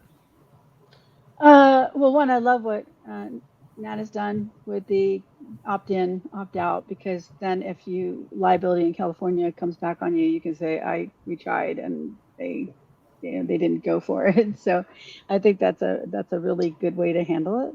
I think, like I said earlier, most of the time you're not going to sell them on it's the right thing to do or it's the legal thing to do, because they just don't think they're going to get sued. I mean, it's been many years now and most people don't get sued over this, right? So I do think that the way Nat's doing it, forcing them to think about it, forcing them to accept or not accept, is a good way. Plus, it's a good way to protect yourself from that. And I had another point, but I forgot it. So I'll see if I remember it before we finish. And Steve, any from the lawyer's office, any thoughts on that? If it's me, I'd build it into proposals and contracts, just like hosting. You know, okay. This is a cost to do business, and I think Nat's side is fantastic. You know, there's an amazing cartoon with a lawyer in it, and his catchphrase is, "For the record, I tried," and that's a way of building this into the process. You know, if you just treat it as an absolute have to have, don't present it as optional. I think that's the problem we've had with privacy in the EU, is that it was seen as this aspirational thing. You know, privacy law has been around since 1998. Came into force. The Data Protection Act came into force in 2001 in the UK, and until the GDPR happened 5 and a bit years ago, it was, we'll get to that. People aren't that bothered. We're not going to take it too seriously. And then we had some cases that absolutely changed the game. This has to be something you build in from a risk perspective. You are helping clients manage their risk. But again, you know, lawyers selling this is one thing. Just explaining to them that this is going to help them reach their best audience possible, the widest audience possible, and it's going to keep feds off your back. And again, present not as a bonus, not as an optional thing, just as part of the project. I think absolutely has to be the way to go, and that's the only way you're really going to help change that client behavior. Go ahead, Christine. Yeah, so now I remember my other point. A lot of times we do accessibility because I did it for the federal government, and what we were doing is remediating all the federal government websites to be accessible. So it was a lot of work with a lot of archaic code. People think of accessibility as the person who can't see or can't use a computer. That's not it. As you get older, people can't see the page with the font that you chose, right? Well, if you don't have a font that's easily enlarged and contracted, well, then they can't read your site. There's color blindness that occurs as people get older. There's inability to distinguish between the hues. So part of like accessibility standards are you have to have a certain contrast, right? Because if someone gets in a 50s, 60s, 70s, they a lot of times will start to lose the ability to distinguish those contrasts. So by following these accessibility rules, you're really just making your website easier for everyone to use. And that includes a lot of people you don't think of as disabled, or you don't think that need accessibility. And then add to that, like I do SEO audits. That's my thing for the most part. And I find sites that have been around for 15 years with 50,000 images without alt text. What do you do when your site has 50,000 images that doesn't have alt text and these laws pass? How are you going to remediate that, right? So why not make sure that you start from day one, not just having your devs do it, but make sure everybody in your process understands when you add alt text, how you add alt text, when you add a link, how you add the link, things like that. When you don't use JavaScript for a link because the reader will never pick it up. There's all sorts of things in the WCAG standard that I would tell right now, get your teams together, go through it because they have an easy version to understand, and start working it into your builds, your plans, your marketing, everything, so that when I audit the site, I don't come to you and go, well, you have 50,000 images with no alt text. This is actually quite common. Now, how are you going to address that? Because that is a massive problem. Even with LLMs and AI and all that, it's still a huge thing to write all that alt text. And that is one of the first things people often get sued on, is the lack of alt text or images in a website. So I love that you brought up with AI, because our next session is actually AI and content. So before we wrap up, I'd like for each of you to share your number one takeaway. This was a really amazing power hour on compliance and accessibility. What's the one takeaway you want folks to think about, and how can they get in touch with you? Christine, do you want to kick us off? Sure. My one thing would be to get this, stop treating it as an afterthought that you only have to care about if someone sues you or something. Start treating it as part of your main website plan, in your builds, in your marketing, in your website, when you put a page together. And then get in contact with me. LinkedIn is the best way. My last name, I'm the only me online. So it's really easy to find me. I'd have to make another me if I did something wrong to hide me. So if you just put in Christine Schackinger, you'll find my LinkedIn is right there. So. How about you, Nat? Mine would be kind of what I said before, and I've done a lot of speaking in graduate schools and stuff, and I tell them something, and everyone walks away and says, I'm going to do it, but then they don't do it. And I have to stress, please get off this call and figure out how you're going to go to all of your clients and say, don't sue me. And then so you can sleep next week for the rest of your life. And how can they get in touch with you? I don't want to be in touch with. No. Okay. No, don't call Christine. No. Nat at Olive Street Design, and a lot of people on this call have that, but you can just go to Olive Street Design and grab it. But it's Nat at Olive Street Design, and I love when I talk to hundreds of agencies, and I love it. And Steve, what's your one takeaway? Buy his stuff. You can be really adding value all over the place with clients if you get this kind of stuff right. And I think Nat's told a really touchy-feely lawyer story where lawyers haven't led the conversation, but they've enabled it, both from a compliance and a commercial perspective. And that's what a good relationship with a lawyer should be. We don't all chase ambulances. We're not all Lionel Hutz. Well, the only benefit of my surname being as weird as it is that you can find me pretty easily on LinkedIn. And it's been an absolute privilege to get to speak to you guys today. Thank you, everyone, so much for investing the time. I will be joining these three in departing, and you'll be in the amazing hands of Perna Verji as she leads off the final session in this content block on AI and content. Thank you all so much for investing the time with these three, and then the earlier session on e-commerce and non-traditional views of looking at e-commerce. It has been a delight to learn and to share with you all, and hopefully you stick around for the next session. Thanks, guys. Good night. We're going to hi bye like we did before for those of you that were at the first session. So we're just going to wait for that transitions. It's a Perna. It's a John. It's an Amanda. Hi. What an awesome session. Christine, Nat, Steve. Christine, I loved your points on accessibility, by the way. That was just so well said, that it is about a larger audience than what many people realize. So thank you for making that point. Oh, thank you. I really appreciate that. Hi, John. With you guys. Hello, everyone. Bye. Oh, so lovely to see everyone's faces. Thank you for flagging that. One moment.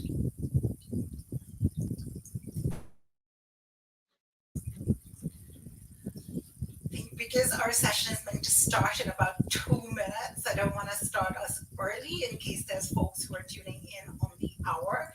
So let's chit-chat a little bit. What was one of the things that surprised you when you were putting together some of your research for today's session, if anything at all? I think for me, Perna, it was interesting putting it together because I've been just inundated with, in the content world for a long time, and recently with AI, and just been, talking to a lot of people. And it was kind of cool how, when I was putting together this presentation, like the narrative just kind of flowed. But I was also surprised to, as I really thought about it, to really like be able to bucket in like where AI like really can shine, and also where it really can't shine.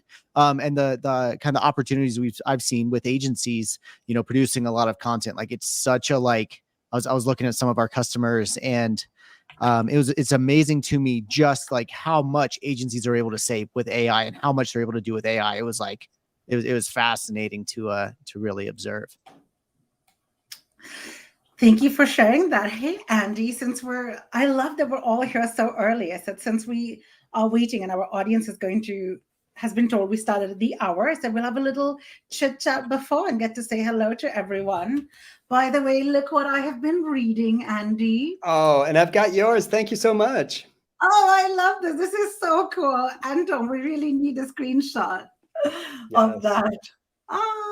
Hello, everyone. Get Andy's book right now. It is super Taking awesome. a screenshot. Yes. Hang on. Hold them up. Hold them up. I feel left out. I don't have anything to hold up. Hold up. This is packed. It's dense. There's so much in here. I went a little over my word count. So. This is a masterpiece. Congratulations on the job well done. It's a awesome challenge, right? To get it all down. It is. It's probably, somebody asked me recently, like, did you enjoy writing it? And I was like, well, yes, it's like childbirth. Now I've forgotten all the pain and I think it was just magical. But there were really hard moments too. But it was really good learning in order to do it. What a privilege to get to write this and share it. And I love your book. I love the illustrations. I love how easy you make it to follow. And I love it all on Search Engine Journal and all of the writing and sessions that we all put together. Well, yes, welcome. I was going to ask if I may have permission to add to that plug for a moment. We do have a sample chapter of Purna's book on the Search Engine Journal with a discount code if you haven't been able to buy a copy of the book yet. So just wanted to give that extra little plug because it just wouldn't be a day if I didn't. You all are so lovely. Well, this is like the hottest session ever. No disrespect to any of the other speakers, but we hear this all the time. Everywhere I go, the number one question that I think all of us have gotten asked is AI. What's it going to do with content marketing? What's it going to do for us as our jobs as marketers? What should we pay attention to? What's hype? What's the reality? And we're so fortunate today that we have got not just one, but we've got two presentations and an incredible panel, and we are really covering all aspects of it. We've got Amanda, who is the editor-in-chief of Search Engine Journal, and I'm going to let each of you go in and do your intro. Though, Andy, please introduce me, because that would be so cool. This is, so I've already said, I've already just briefly expressed here how, what you're going to get with this book. It is complete. I think that's the best thing I can say about it. But no, Purna is a globally recognized content strategist, best-selling author, Philadelphia, Pennsylvania, principal consultant of content solutions at LinkedIn. So probably you've seen her stuff before. Probably you've read her stuff before. You've been adjacent to it for many years. Previously led global learning and thought leadership at Microsoft, award-winning former journalist. I'm reading through here. Top-rated international keynote speaker, featured in publications like The Drum and TechCrunch and TNW and Marketing Land and Adweek. And Search Engine Journal. I've never been, by the way, I've been in none of those. So you and I were destined to collaborate here. Recognized as an Adweek young influencer, that should say, and Search Personality of the Year by US Search Awards. You're super lovely, but I feel really embarrassed now. I'm like, I'm blushing under the. It goes on. It goes on. I'll stop there, but we're grateful and honored to have you. Well, I'm so excited to be here. Amanda, thank you so much for being here. Thank you, Search Engine Journal and SimilarWeb, for being our incredible sponsors for today. And thank you, Duda, for asking me to help host when they were like, do you want to come host a session where Andy and John and Amanda are speaking? I'm like, yes, sign me up. Like, I would be delighted. So anyway, I'm going to kick you off to John. John's going to be our first speaker today.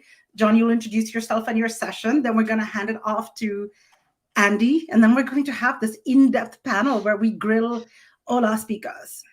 So keep your questions coming in. I'll be monitoring the chat the whole time. But John, over to you. Tell us about yourself and tell us what you're going to present. Absolutely. Thank you, Perna. I mean, basically, like, what has Perna not done? Perna is one of those people that, like, I see her at a conference and I just, like, big smile on my face, you know, just so excited to see her. She's such a lovely person. I don't know Andy and Amanda nearly as well, but super stoked to be here. My name's John. I'm the founder of a company called Editor Ninja. Also founded a company called Credo, which does lead generation for mostly marketing agencies, but also development and design. But Editor Ninja is a content editing service, content editing agency. If you're familiar with the design pickle model, it's basically what we do, except for content editing, specifically text editing. So we edit a lot of marketing content. And I'll, talk a little bit about editing as we get into this, because we've edited it's approaching 1 million words of AI content really in about the last 6 months. So we've got 6 editors, 7th one starting on Monday, managing editor, etc. So, yeah, I'll introduce myself as I kind of get into the presentation. Perna, should I go ahead and share my screen and take it away? Take it away, John. The entire floor is all yours. Let's do that. And Andy and Amanda and I will chime in if needed, but definitely at the end we can all be open to a couple of questions at the end of your session before we go to. I love it. I love it. Yeah, let's rock and roll. So today we're talking about AI and content creation and how to stand out, how agencies can stand out. As I said, my name's John. I've got 15 years of professional SEO and marketing experience. I started writing online in 1999 on Zynga. So I've been writing online for almost 25 years, which is insane. So I was a professional SEO for a long time, working with clients like IHG, TravelX, New York Times. Also worked for Zillow in-house for a couple of years, running SEO and marketing on a couple of their brands. Built a couple of brands off the back of content marketing. Also my career off the back of content marketing. Credo's generated over $250 million of leads for digital agencies since it started. And Editor Ninja will cross 4 million words probably next Tuesday or Wednesday, which that'll mean our last million has only taken us a month. So things are growing. And a lot of that content is AI. So I'm super stoked to talk about this. I'm also a husband. I'm a dad. I have a 4.5-year-old daughter. We have a 4.5-year-old daughter, a little boy on the way in November. So super stoked about that. I'm a traveler, a skier. I love to explore. I've been to 27 countries and 47 states. And I'm also a German car and whiskey aficionado. So there on the right, you can see my wife and daughter and I up in Alaska this summer. And then on the bottom there is me on a beach in Costa Rica back in January. And I specifically chose this because as Perna alluded to, I just get inundated with questions about AI. So I was there for a conference, for a mastermind with about 80 other entrepreneurs. And I told people what I do. And literally the first question from everyone is probably 60, 65 of them I actually got a chance to really have a conversation with. And everyone said, but what does AI mean for this? And I'm like, oh, geez, this is like early January, right? And ChatGPT launched in November of last year. And so I basically kind of masterminded and thought, with people about it. And I basically said up until about June of 2023, no one's really going to be thinking about it well. And after that, we're going to start seeing, a lot of content coming through. And I was exactly right. It was mid-June that we started really seeing a lot of this content. So to kind of back up a little bit and give a quick history lesson, and just so y'all know, I'm the 10,000 foot view guy.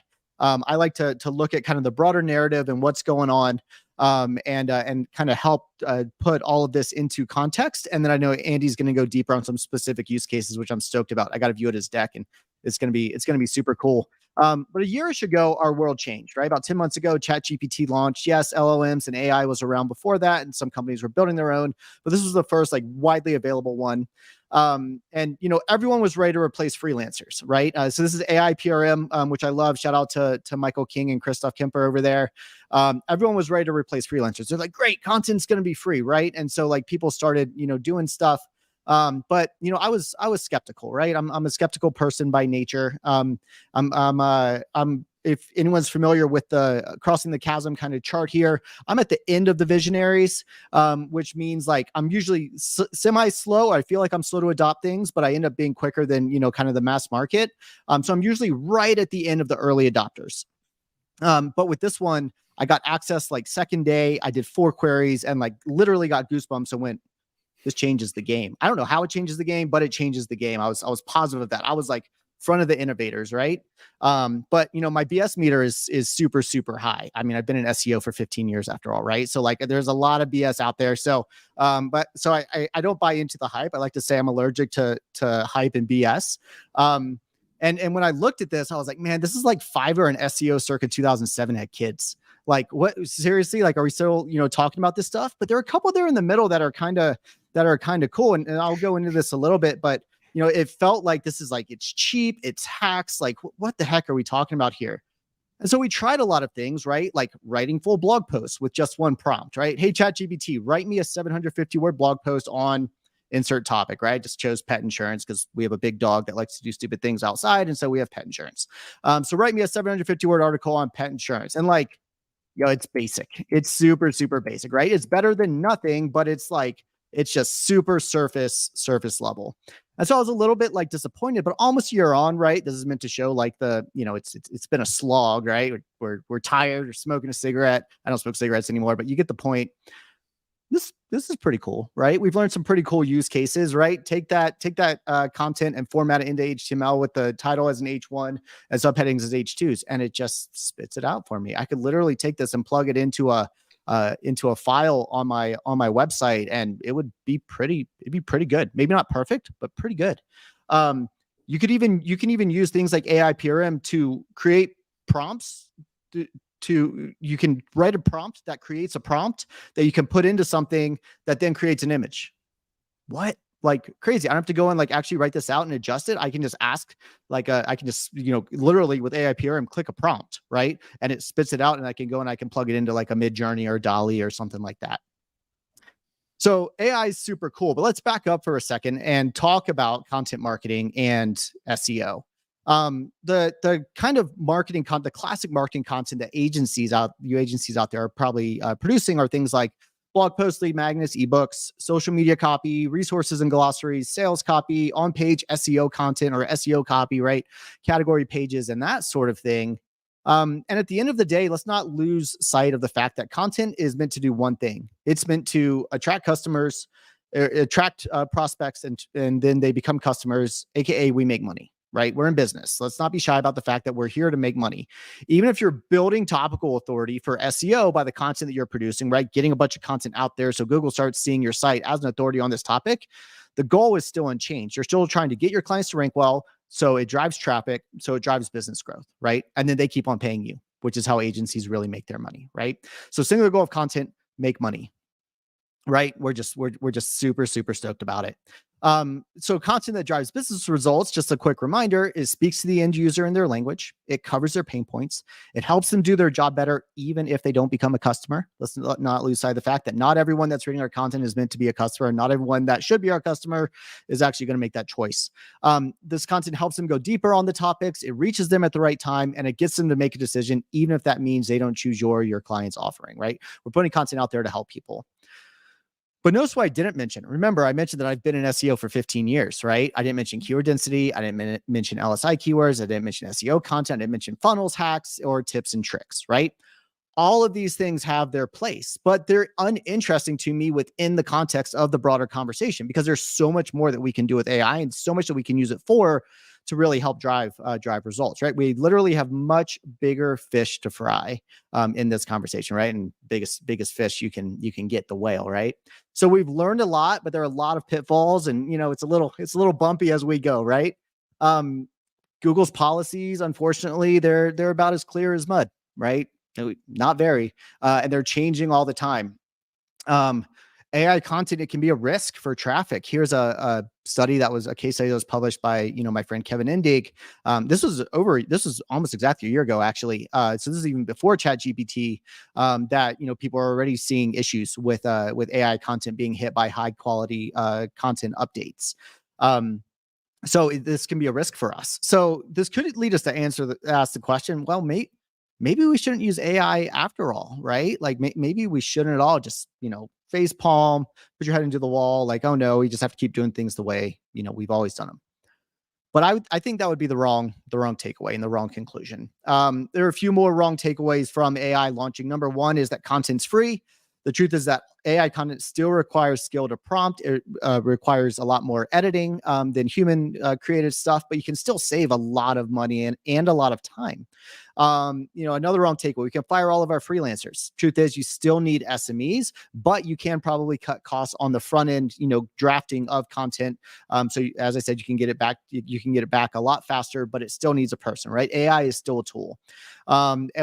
Strategy is done for us. The truth is that AI can be great for ideating, but a trained marketer is still needed to take it and to apply it to your specific use case, and then also to actually to make it happen, right? AI isn't sentient yet. It can't, it can't project manage stuff. As Harvard Business Review said, AI won't replace humans, but humans with AI will replace humans without AI. So whether we like it or not, we have to learn to use it. So moving forward, I think we should ask the question, how can and should we use AI in content? It's not a should we, it's how can we and how should we use AI in content? I think AI, I've seen that AI is a real winner in some key areas. It's great for things like more standard SEO content, right? Which was previously done by freelancers or just not done at all, right? I'm talking like our category page content, first drafts of web page copy. It can be great for that sort of ideation, writing summaries of a lot of content. I know one company that they're taking school board and like local government documents, and they're using AI to bring it all together and to write summaries, and then building all these like literally hundreds of thousands of local newsletters, all powered by AI, ingesting government data and writing like good summaries of it to then send out to people so that the general populace knows what's going on their local government level. Insanely cool. But AI isn't great for thought leadership or anything that really needs to be turned around fast, right? Because LLMs, they're not real time like a Google or something. So going back to this set, should we use AI? What I see is, so basically the way this legend works is green is to me is an absolutely, yellow is a yes, but we need to have a human look at it, and then red is probably not. Like I wouldn't really recommend it. So resources, glossaries, on-page SEO copy, awesome. Sales copy, it's great for ideation. Social media copy, great for drafting, but needs to be looked at. And then blog posts as well. So here are 5 great use cases for AI in your agency. So we're going to talk through research, drafting, unblocking creativity, reducing freelance costs, and increasing output from yourself and your employees. So one is research. I love doing this. I love asking ChatGPT questions. So versus previously, we would have had to do it in a different way. So for example, here I asked, what are Buffer's most potent competitors, right? Buffer is a social media scheduling tool. And it spat out, these ones. I can also get this with SEMrush, right? Looking at backlinks and keywords and that sort of stuff. But, and I love SEMrush. I've been a paying customer for a long time, but basically this was hidden behind, a login wall, a subscription wall. Drafting content, right? I can ask it to write me succinct definitions of things like, copy editing. What are some great copy editing certifications? That sort of stuff.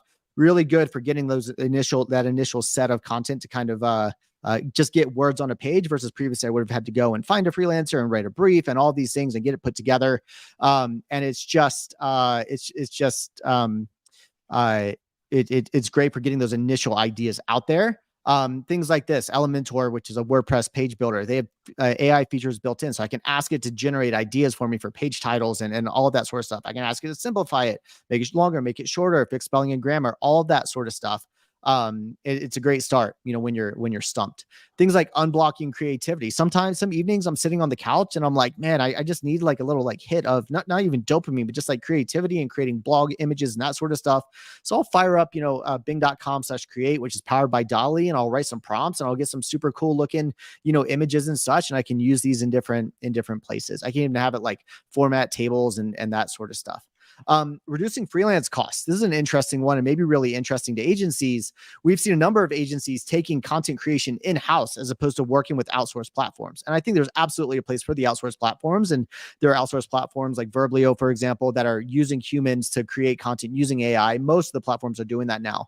But I'm seeing agencies reduce costs by a ton by bringing content in-house, having some in-house SMEs, and then they're having editors like ours edit it, and they're able to reduce their content production costs by over 50%. You might not need a junior web developer anymore to format landing pages. I showed you earlier. You can ask AI to like, all right, take that content and format it this way with HTML, and it spits it out. And you don't need, so a non-coder, marketer or designer can do this with AI. or things like drafting video scripts, that kind of thing. Faster, more cost effective, and sometimes even better work, right? And at the end of the day, it just gets done, because a lot of times when you're working with freelancers, you don't have the skill set, et cetera. You put it off, you put it off, you put it off. Much easier to get AI to do it, or at least get you that first draft. And then things like, increasing productivity, just a set of ideas for you, e-commerce product descriptions, content briefs for writers, ad copy ideas. Like, it's a way to get started. This isn't publish ready work, but it's a great way to get started. And we all know that increasing output gets results faster. This is a screenshot from SEMrush, from my own site. As we've produced content, we've done big content pushes, and number of keywords and amount of traffic and all of that scales up quickly. So, the more content you're able to get out, the better, as long as it's good content, right? Content and quality are kind of mixed. So, to me, just a couple more slides here. The big difference with AI content as opposed to human created content. What are the big differences? The main one that we've seen is that it needs a lot more editing. It takes about as I said, we've edited about 1 million words of AI content this year, in the last few months, honestly. And it takes about 50% longer than human generated content. It just needs a lot more review, and also the generation of it, generating it in sections, as opposed to, asking it to write like a full, blog post or whatever, in one shot. So getting SMEs, to look at it. And the way you can stand out, as an agency producing content with AI, applying a human expert, so like an SME layer, and then also an editing layer, copy editing, proofreading, line editing, that sort of stuff, making it more succinct, giving it a real voice, which you can do as well. I think Annie's going to show us some ways that you can upload content and have it write in a certain tone and voice and that sort of stuff. But anything less isn't going to pass, and you're not actually going to stand out, and your clients aren't actually going to stand out. So my main takeaway with AI and content is that AI isn't replacing people. It's a tool just like any other. And so it behooves us to actually integrate content into our workflow, learning the ins and outs of what it can do, what it can't do, what we want it to do, and what we don't want it to do, right? Because Amanda's saying here in the chat that her PubCon talk next week actually counters a lot of what I'm saying, right? This is how I use AI, right? And this is how I've seen other people use AI. Maybe Amanda uses it in a different way, and I would love to, I'd love to hear that and love to hear those disagreements. I think these conversations and debates are super, super useful. So this is how I've used AI. But overall, how I've seen our customers use AI, but overall, using it for content can help your agency grow faster, because you're able to save money on overhead. As I tell people on sales calls, et cetera, I would never push people to lay off a person, right? I've been laid off before. It's not fun, but this can be a great way for your full-time people to use AI to increase the amount of work that they're able to do, right? Producing the same level of work, but doing more of it. You can improve results for clients by doing it this way. And you can even increase your capacity to deliver work to clients, because we all know that capacity is a problem for agencies, right? I've generated hundreds of millions of leads for agencies over the years. And a lot of times we hear, you know what, like, we actually need to pause for a couple of months because we just don't have the capacity. We just don't have the people to deliver it, right? This is a way that you can get capacity in an easy, an easy-ish way, working this into your workflows. So thank you. I'm John Doherty, founder of Editor Ninja and Credo. I'm Doherty JF on all the social media. So anywhere we can be social on media, I am there, and I am likely social. And then my email is just john@editorninja.com. So I'll turn it back over to Perna and our lovely other guests. Thank you all for having me. Thank you, John. I love this. And exactly as you said, there are always multiple different perspectives. This is still new. It's in the nascent stages. So we're all going to approach it, come across it differently. And ultimately, as for those of you, tuning in, learn from these different perspectives, see what's going to work for you. But that's really the richness of today. We're seeing lots of comments, lots of praise in the comments, John, for you saying great info, lots of people 100% in alignment, idea storming, initial drafts, and so on. But Amanda, I would love to, before we jump to Andy's presentation, now, John came at it from the SEO point of view. You are the actual publisher point of view with Search Engine Journal. Can you share just a couple of minutes of what do you do differently? What do you see differently? Well, first of all, right now, I will, you know, I'm so glad, Perna, that you spoke to the newness of this type of technology. And, you know, we can talk about how, yeah, we've had rapidly developing and rapid adaptation and adoption of technology before, but I don't believe, at least in my history of the industry, that we've ever seen anything become adopted by users and, you know, either just in the people who are in our industry or who are not, so fast. And I think the fact that it is so new, to your point, makes it very murky in terms of what the best practices are. And so being in publishing, I tend to err on the side of, well, you know, I say this with respect to a lot of my peers in the publishing space, but you know, we don't want to get busted for having AI write a lot of our content. And so I tend to err more on the side of, you know, anything that's going to be public facing. I very strongly encourage, you know, my team, at least, and our writers to avoid using, you know, trying to pass off AI generated content as your own. And one of the reasons why I say that is because there is so much ongoing litigation, for example. There are a lot of high profile lawsuits with celebrities, for example, saying that a lot of these LLMs were trained on their data. And there was actually a really good op-ed by Benedict Evans a couple of weeks ago about this, where he's explaining that the LLMs might not actually retain the copy on which it is trained, but it's basically trying to mimic it. It's using it to, it's trained to emulate those human speech patterns. So even if you do, you know, you could make the argument that, oh yeah, this is like original content because it's not exactly verbatim what somebody else has written, but it's based off of somebody else's ideas. And so it's just very tricky, I think, to try to then take that copy and, you know, say like, yes, this is original. And, you know, it's not sentient, not yet. You know, it's going to have childhood trauma as long as we keep training it long enough, I think. But, you know, it doesn't have original ideas either. So I feel like that can sometimes be a slippery slope as well. Now, that is not me trashing AI. I love AI. I joke with my team all the time. I have a filter now because AI helps me like translate things into nicer language. So I love it for that. I loved having it fact check and, well, not fact check, I'm sorry, tone check a lot of copy that I might be publishing. So my letter from the editor, for example, I use it to ask. Thank you, moderator. But I do.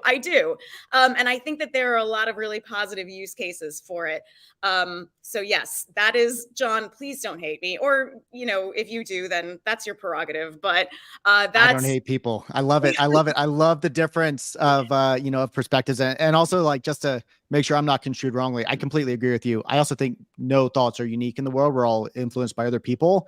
Mm-hmm. But I think this is why I'm saying, you need a human. You need a human to take it, to massage it, to use the ideas, to use it to form an argument, right? And also, like, I mean, and I will say, like, I think this is a downside of AI because there's no like citation, that sort of stuff. We don't know where it originally comes from. So like when we do research in the past, right? You take a quote, you take a snippet from someone else's site, you quote them, you cite it, all of that. Like those are very real shortcomings of AI, which I completely forgot to mention. So thank you, Amanda. I think that's absolutely something we have to take into account. Totally. And from the publisher POV, like, yeah, I mean, you deal with this in very different ways. You look at it from a very different perspective than someone like myself would. So super, super valuable perspective. Thank you. Thank you for yours as well. And I saw somebody in the chat said, I need this tone check tool ASAP. So thank you, Scotty.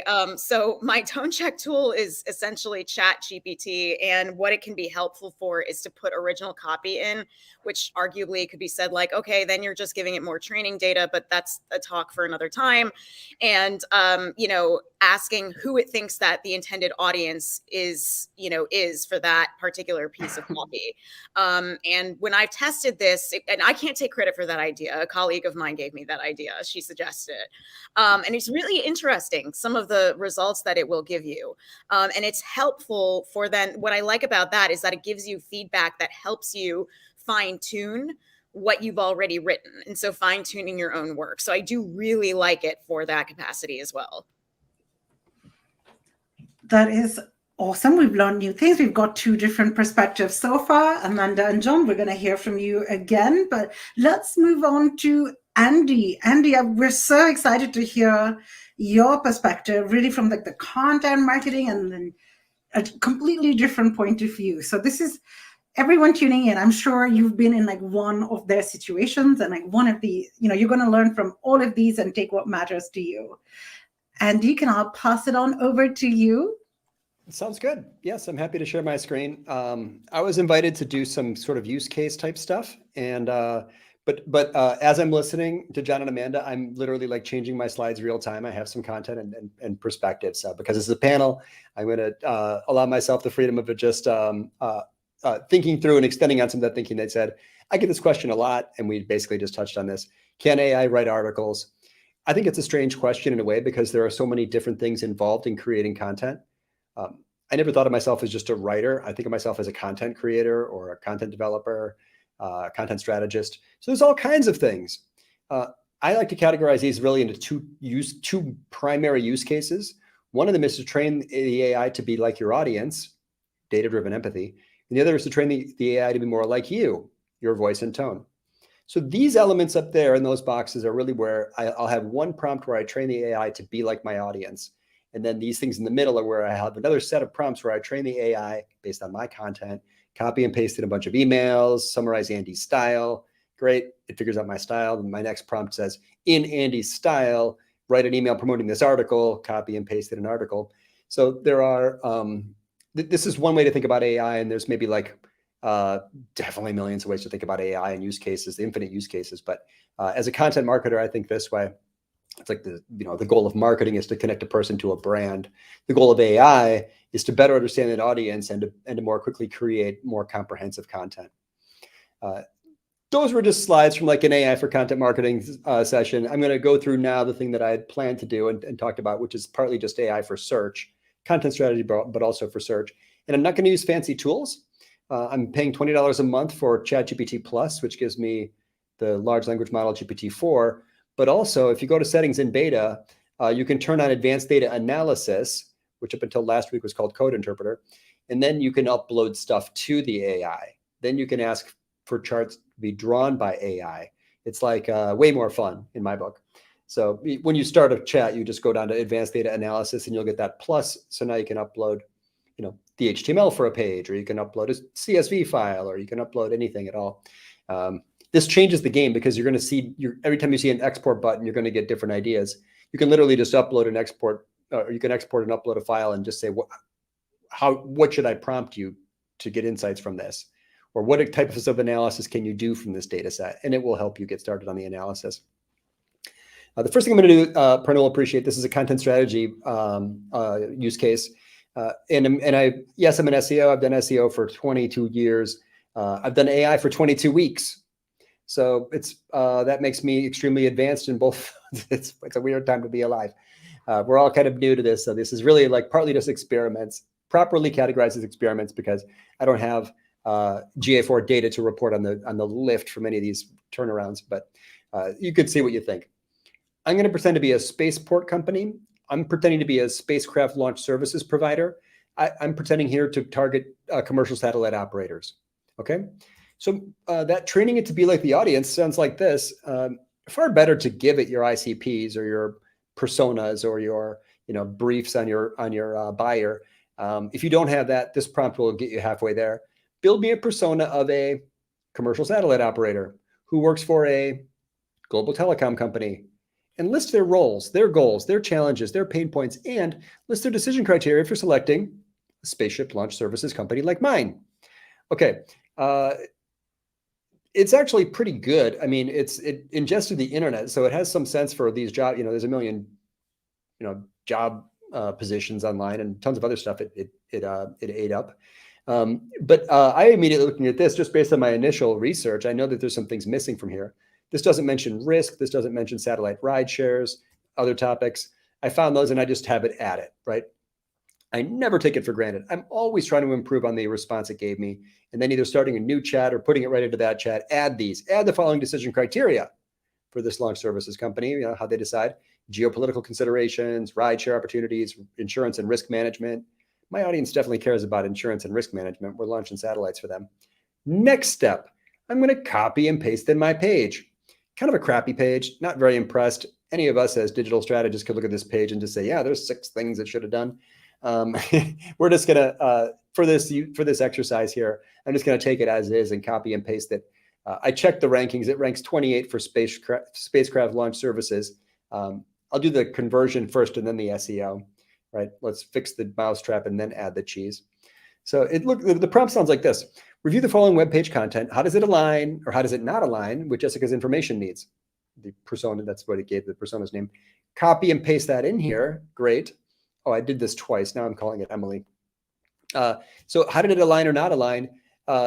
Potential misalignments with Emily's information needs. Now, having been part of the planning process for literally like hundreds of websites, we're a web development company, 20 plus years, maybe 1,000 projects. My framework for looking at web pages to basically, how well does this page emulate a sales conversation? How well does it answer questions and address objections? How well does it add evidence to support those answers? Answer evidence, call to action. That's the structure of a high-performing service page or product page or sales page. So really, this is an immediate opportunity, right? I can see like this didn't mention this stuff. It should probably mention this stuff. So getting some ideas. For my next prompt, I'm actually going to give it another page for reference. Maybe it's just positioning. Maybe, I don't do these. Maybe other people don't do these either. Let's just take a look. Copy and paste in another page. Create a matrix comparing the two and show your thinking. Kind of magical, kind of impressive, right? Feels like magic. Some of this AI stuff sort of feels like magic. These are the prioritized information needs of my buyer. This is how well I address those information needs and did not. This is how well my competitor addressed their information needs and did not. And this is how none of us address their information needs. That's a black and white binary check marks, check or X. We can actually ask it to shade in some more nuance. Show me the extent to which we addressed or did not address their information needs.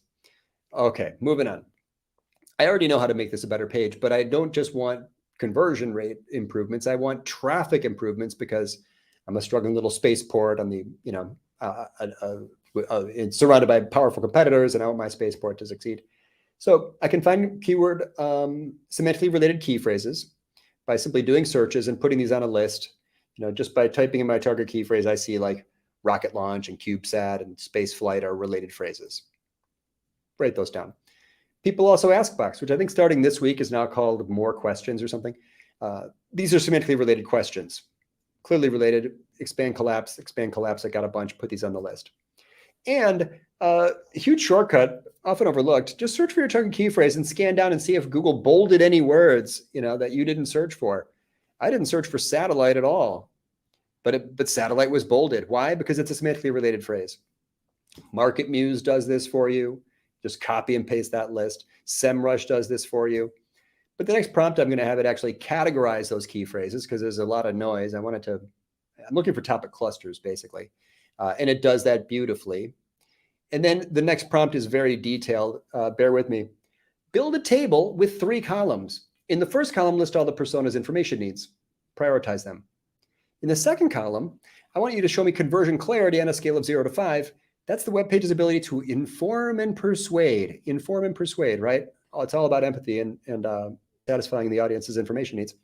In the third column, let's do keyword relevance. To what extent does my page include or not include the related key phrases for that information need? This is a great cheat sheet for improving any page. It's got the cheese, it's got the mousetrap, it's got the prioritized information needs. Like I could just, many of us, any of you, all of us could look at this and say, hold my beer, I know how to make that a better page. You could do it right now, like it's very obvious, right? So that kind of AI-driven analysis, good for search, good for conversion, good for marketing, good for business outcomes. I don't think there's really a question.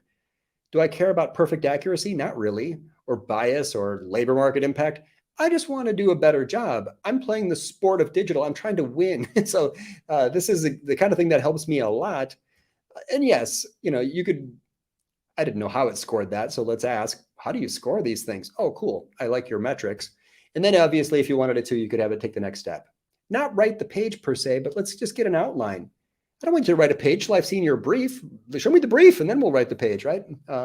So I'm taking incremental steps, right? I don't think anybody could argue that this is aligned, I think, with Google's, Webmaster Tools best practices. I'm trying to make a high quality page here. And there they go, right? This is the recommendations. This is an example of a framework or an outline. These are the general topics and the questions I should answer and the keywords that I should include. Choose your own adventure. If you want to go let it write a page for you based on that, great. If you want to edit this, change it, improve it, great. But that's an exercise based on an existing piece of content that it's reading, current performance, competitive analysis, target key phrases. I'll do a couple more for us. This one's about uploading data to find phrases that you missed. Google Search Console, if you choose a page, I choose a page here about an article I wrote about making social media videos. And then you just ask, I'm going to ask AI to tell me what phrases I missed. First, I exclude the branded key phrases. I've narrowed down to that one URL, which you get just by clicking. Just click on a URL and it makes that filter. Turn on click-through rate, turn on average position, export that. I'm giving you Search Console data, upload the file. I'm giving you Search Console data on the performance of a specific URL. Can you analyze? And it does. Next prompt. You are an SEO expert. You are highly proficient at keyword analysis. Merge the rows with similar queries into single rows with a representative marketing key phrase. I just think it's got a lot of data already. Let's tighten it up. And I don't just say key phrase. I'm putting marketing key phrase. Don't just put topic, put marketing topic. That extra word really helps sometimes narrow it down. Combine the data and provide a link to download. Anytime you ask AI to manipulate a CSV file for you, always get the link to download. Open that link. Boom. Looks good to me. Looks good to me. Next step, I'm going to compare it to the page. Here's the page for the data you've analyzed. Evaluate this content's key phrase usage and frequency against the key phrases in the data set. Copy and paste. Cool. It does that. And then, I respect, it's doing its work. You can watch it work. You can click on show work and see the Python scripts that it's writing to do this data analysis. Here we go. The money prompt. Ready? Suggest edits to that page. I'm not rewriting. I'm just suggesting edits that would help it rank higher by better indicating its relevance for the key phrases in the data set. But focus your recommendations for including phrases that are not on the page yet, but that do appear in the data set. Remember, it's like accidental rankings. If you rank for a phrase, but that phrase doesn't appear on the page, it's just good SEO to go back and check to see if you incorporated that key phrase or not. I don't think that's spam. I think that's ethical, sustainable marketing. It's not blue sky keyword research. I'm using phrases for which I already rank. And then I wanted to, of course, make suggestions that improve the flow and clarity. Don't do any keyword stuffing. I want to see you improve the flow and clarity, as well as the key phrase reference and key phrase relevance, and highlight the phrases for me. I will share these slides. Take a screenshot if you'd like. That looks good. Read that. That's fine. What's wrong with that? There's nothing really wrong with that. This reads pretty good to me. I'm not, and it's incorporating key phrases for which the page already ranks. The idea, of course, that it ranks higher for the primary target key phrase in this use case, but also, there are no pages that rank for just one phrase, right? I'm going to also improve the rankings for all of the dozens or hundreds of other phrases for which, are the closely related topics. Semantic SEO, you get the idea. Got time for another one or two here. This one is a way to get more traffic without higher rankings because you have some underperformers that rank, but that don't get a lot of clicks. The click-through rate, based on its search position for some things, is kind of lower than it should be. What are your pages that have lower than expected click-through rates based upon their search positions? I don't know any marketers that can rattle that off. AI is very useful for that. By the way, I'm just doing gap analysis. That's all. I'm doing gap analysis. I'm giving it data, web content, pages. You can upload HTML files. I'm giving it keyword data, having it compared to pages, giving it competitor pages. It's very difficult for humans to accurately do gap analysis looking at a body of work. To tell someone what's not on this page, hard to do. But AI, brilliant, right? It's one of its superpowers. So that's a theme in what I'm doing here. So I'm going to go to Google Search Console. I'm going to focus it just on my content marketing, which is easy because all my content marketing is in a directory called /blog. Focus it on /blog. Exclude all the branded queries because I'm not worried about branded queries at the moment. excluding URLs with no clicks didn't work for me. I can remove that, but the export button gets me that file. Now, I need to see the title tags of these, right? I want to see which because I'm going to ask it to edit title tags to improve click-through rates. Title tags do not appear in Google Search Console, but they appear in GA4. So I'm going to make a report. It's just pages and screens that has title tag as the primary dimension. And I click that little plus to add a secondary dimension, the URL. I don't need any metrics here at all. I'm just want to see a list mapping together title tags to URLs. Click the export button and then open the file and delete those first 9 rows because it's just noise. ChatGPT will choke on that. It's like it adds more load. Like, why bother? Like, just open it, please, and like tidy up your files. There might be irrelevant things in here. I could have deleted all of these other columns probably as well. Now, I'm giving you data from Google Search Console. Can you analyze? Of course it can. Now, I'm giving you data showing the title tags for those URLs from GA4. I've learned since I made this slide that I could upload both of those at the same time. Again, I'm using advanced data analysis, so I get that little plus button. Remove all non-English titles or non-first language titles. Remove all special characters.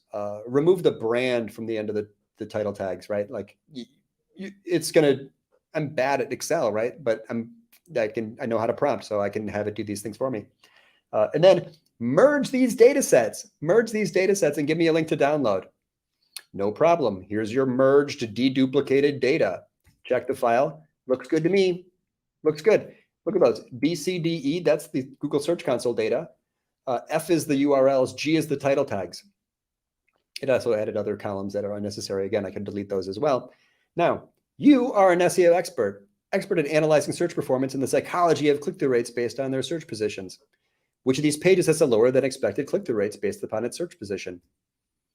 It made a chart useless. That chart doesn't help me. Keep scrolling.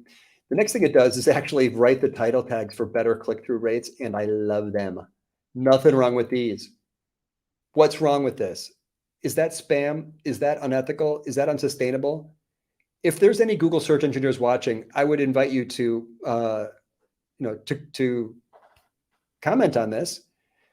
To me, that's just helping people find my content by making it better aligned with the psychology of my visitor.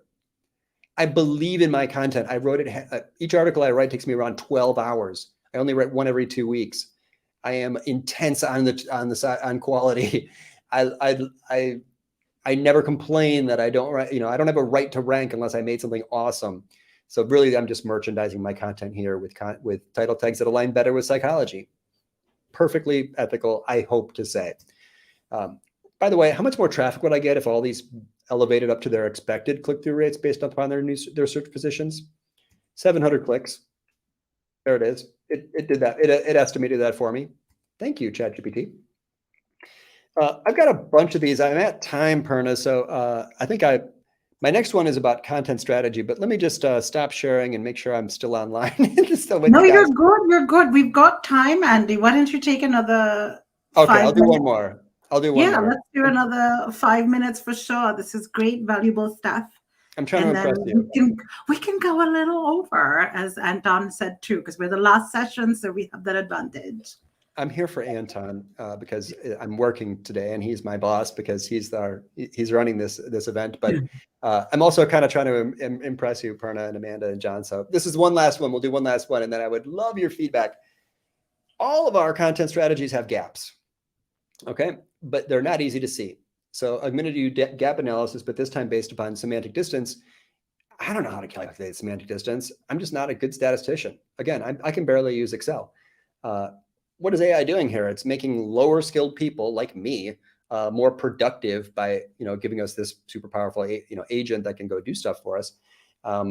So semantic distance would normally be outside the reach of anything I could do. This is an ugly slide. I have a team of designers who I didn't get any help from, but suppose you've written a bunch of stuff. What didn't you write? What's that one in the middle that you missed, right? For fun. So I mentioned Perna's book. I uploaded my book to chatpdf.com, which you can upload PDFs to. There's very high character limits. And I said, what are the most important topics that are not covered in my book? It nailed it. You didn't mention personalization. You didn't mention sales marketing alignment. I really respected that answer. So what didn't you do? I'm going to find out. What articles did I not write? I'm giving same files. I'm giving you data about search traffic to URLs. I'm giving you data about title tags. Merge those into one file, provide link to download. Let's look at the link. Looks good. Next prompt. So it's got my title tags, my URLs, my search performance, and my GA for post-click website visitor behavior data. You're an expert content strategist and you're an SEO and you're looking for new topics to cover. Infer topics from titles on the spreadsheet. Identify gaps using semantic distance analysis. Suggest articles and topics that would fill the gaps. That's it. It's actually quite simple. And it comes back with a bunch of interesting ideas. I like a lot of these. These are things I've never written. These are things that are very close to the things I've written. These are like almost like pillar content, like things that are right there in the middle. Anybody could do, right? We all have this data. You have that, right? This is just how to, they call it your elbow, your lifetime body of work, your LBOW, not your physical elbow, but anyone who's been publishing for long, and I've done content marketing now 17 years, I've had 500 and plus articles, right? But what didn't I write? What did I almost write? What's the thing that's adjacent to everything that I wrote? What's the gap in the middle of all this body of work? I asked it to expand upon that. I wanted more shading and nuance. So I said, expand that to 50 subtopics. Look at what it did. Not very good. I should have said 50 marketing subtopics and proceed with semantic distance analysis based on that gap identification. This is clearly bad work, right? It's topic cluster includes numbers and it's not that useful, but doesn't matter because this is just ideation and I'm not looking for perfect accuracy. These are great topics. These are right there, right? Advanced GA4 setup for SEO. I could do that. Explorations, showing the engagement rate for articles that have, which things perform how, good and bad in search and which things attract visitors that convert and whatever. That's an article I never wrote. I could totally do that. Like this is showing me exactly what I probably should write. And then for fun, I frequently do this, like visualize it, right? Go into a meeting, you want a chart, visualize it, right? In an article, need a graphic, visualize it, right? This is advanced data analysis feature of ChatGPT-4. So you can actually just ask it to make charts for you, which you see me do a couple of times already. Draw the semantic distance analysis and make a red X showing where that thing would fit into the analysis, fit into the gap. Look, there it is. See it? Right there. That's the one that I never wrote. Not actually a useful chart, just kind of eye candy. But that's an example of how you can use AI to inform a content strategy. I've got other things like this. This is EAT analysis of me and my competitors. There's like keyword alignment things in here, competitive analysis using AI based, giving it all of your competitors' websites and showing what you didn't, the key phrases they used, but you didn't, making recommendations based on that. Some of these things work quite well, right? What commercial intent keywords did they use, but I did not. That's kind of helpful. But then one last quick thought. I don't use it for all this stuff. For what it's worth, where did I put it? I do audience research. Yes, I do. Brainstorm ideas sometimes. Write outlines. I don't use it for that personally, nor do I use it to write first drafts. I do use it to write social media posts sometimes because it's just an amazing summarization tool. I have experimented with creating visuals, and I've used visuals from ChatGPT like you've seen in articles. I definitely use it to write email marketing copy. I'm going to use it in about 20 minutes to write a newsletter that goes out tomorrow. I have not personally used it to do SEO edits. I do use it to write descriptions, and I've played with it to convert between formats. I don't use it to edit my copy. I don't use it to write. I've played with it to write service pages. It's up to you. Do what you like. Keep that passionate part of your job that you like doing. Keep doing that. Don't let a tool make you sad about what's, because it does something that you like to do. Do what you like to do still, but also look for opportunities to be, let's call it like 20% more efficient. That would be a huge gain. Then you just have to ask yourself what you're going to do with your extra time. What an inspiring message to end on, right? It's just 20% better. And I love how you broke, everything down. Clearly, you saw all the raving comments that have been coming in. But thank you so much for that. Amanda, John, I'm so curious. Now that you've seen a different perspective, Amanda, I'll come to you first, and then we'll go to John. And then we have lots of questions in the comments, so I'll start to address those as well. Yeah, sure. So, Andy, I have to say, when you were speaking to, the vast basin of content that you've produced over, more years than I think either one of us would like to admit at this point. I felt so seen, because it was that whole idea of like, oh gosh, what haven't I written about? And I think that is such, and here's the thing is that a lot of the models are only trained up to a certain time. A lot of them are, like, ChatGPT, for example, it only has data up to 2021. So if I ask it to, out of curiosity, write something in the style of me, it has that limited data set. However, asking it to identify things like content gaps or things that maybe you missed, that's kind of what I was talking about earlier with the idea of tone checking. This is another way that it can be used to enhance your own original content. So I was really happy to hear, I felt seen in a good way that, hearing you talk about that. Yeah, I think that's gap analysis. If you just take that perspective, it's like what keyword or topic or a question, is missing from this web page, website, content strategy. Just fill in those blanks and then go look for data that would answer the question. I think that's kind of like a cheat sheet or framework for coming up with your own interesting prompts and use cases. It's just very useful at identifying things that aren't there, and whether or not you want to use it to fill in that blank is up to you. Mm-hmm, mm-hmm. I think the fill in the blank part is really interesting because, one of the perspectives that I've seen that, I tend to, maybe I'm a little biased about it, but I tend to agree with it, is how, the best practices for using AI to help simplify the things that stand between us as folks who work in content or work in digital marketing, et cetera, that stand between us and, our most creative potential.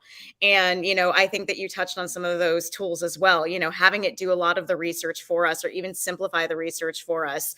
I mean, I'm not gonna lie, I use it to help summarize like very long op-eds when I'm doing research, for instance. So, I think that that's one of those things that if people forget that there's a right way to use it, to help creatives do their best work. I mean, we could argue about that all day or discuss that all day, I feel like, but I'll just leave it at that for now. I just want to know when Andy GPT is launching, because that was friggin' awesome. that was cool. I love the approach of like, take your data, because like as an SEO for a long time, and I'm actually pretty good in Excel or Google Sheets or whatever, but like take these keywords, find the semantically related ones, bucket them together. Because like as an SEO, literally this morning I was talking to a coaching client and I was like, yeah, there's like, this one is like 720 and this one's like 260. So there's probably like 4,000 searches between all this. Like, yo, I just got my answer, but that's how we've done it for decades. Right. So I love the approach of like, let's take this analysis, let's improve that. We can assign it a role and have it like draft some ideas, and some of them we're just not going to do, right? Some content ideas that you haven't written about this. It's like, yeah, because I think that topic's stupid, but the idea is there. And at least now we know that, right? And someone else can go and write that, or someone else has written that. It's like, oh, I've been looking for this, so I can share someone else's work. So I don't want to write it, right? Like I love that it can just like, it's exactly what I was talking about with like ideating. It gives you ideas. It shows you, kind of where you've missed stuff. It can, the semantically related stuff. It's just like, we've done this stuff on hard mode for a long time. And it feels like this is like, having all the SEO tools and whatever, like we had to go get our own data for a long time. And then all these tools came up and now we can buy the data from them. And now we can just ask, in some ways, for some things, we can ask AI to, to give us that analysis, and we don't have to go and spend 6 hours finagling Google Sheets. We can write 4 prompts and upload 4 files and we get the same analysis. Yeah. So yeah, phenomenally done. I never thought about it, but just now in this conversation, I'm realizing, and SimilarWeb, is that our friends here today? Mm-hmm. Mm-hmm. Or other tools. What about using AI to find the gaps in your competitors' content and finding, like a green space to go fight a battle where they're not present? You got it. I could do that today. What have they written that I don't have, and what do they not have that I could have? Yeah, I love it. And that's the question we've all asked for a long time, right? Where are the opportunities? Yep. Yeah. Yep. And that's something that there's probably 5 prompts. It's not really you could take similar web data and do analysis of your competitors and find out like where they're weak, that you could be strong, or the things that no one's covered yet. That's partly what I love about those reports, is that it does. If you start with the persona, it'll show you what nobody covered. It's like put in a bunch of home pages and it'll say like, oh, guess what? None of you guys talk about pricing. That's useful. It's not just the gap between you and them. It's the gap between all of us and our buyer. That's fascinating. I think when you start to load in people's pages and compared to your page, start with that persona. I think that's really like a good beginning. If it has that, everything that you get after that is going to be a little bit better. I love that, Andy. That is brilliant, brilliant. No wonder everybody in the comments is like, we want Andy GPT. And I'll come to tools in a little bit. But inspired by Andy on how you use and don't use AI, Amanda, I'm going to come to you first, and then John, maybe I'll ask you the same question. What do you not use AI for in terms of content or content strategy? Yeah, so in case I didn't hit anybody over the head hard enough with this hammer earlier, I don't use it to generate any external facing content. Somebody in the comments had said something about, of course, a publisher / journalist is going to have a completely different point of view. And yeah, sure, of course I am. But somebody else had also made a good point, or asked, have we brought up the potential conflict or potential hazard of us all using AI to generate the same content and it ends up sounding the same. That creates another lack of originality, as it risks another lack of originality as well. So just, at risk of sounding like my needle is stuck, I don't use it to generate external facing content. I think that's probably the top of my answers. But did you want me to give you more examples? Because I can go on. I think your top use is perfect. John, maybe you chime in, and then we've seen like 4 or 5 questions in the comments about what other tools do we recommend. So I'll come to that question next. And then Andy, I'll kick it off with you on that one. But John, I'd love your perspective. Is there anything that you do a no for?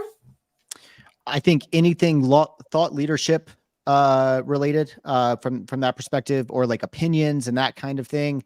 I don't recommend using AI for that.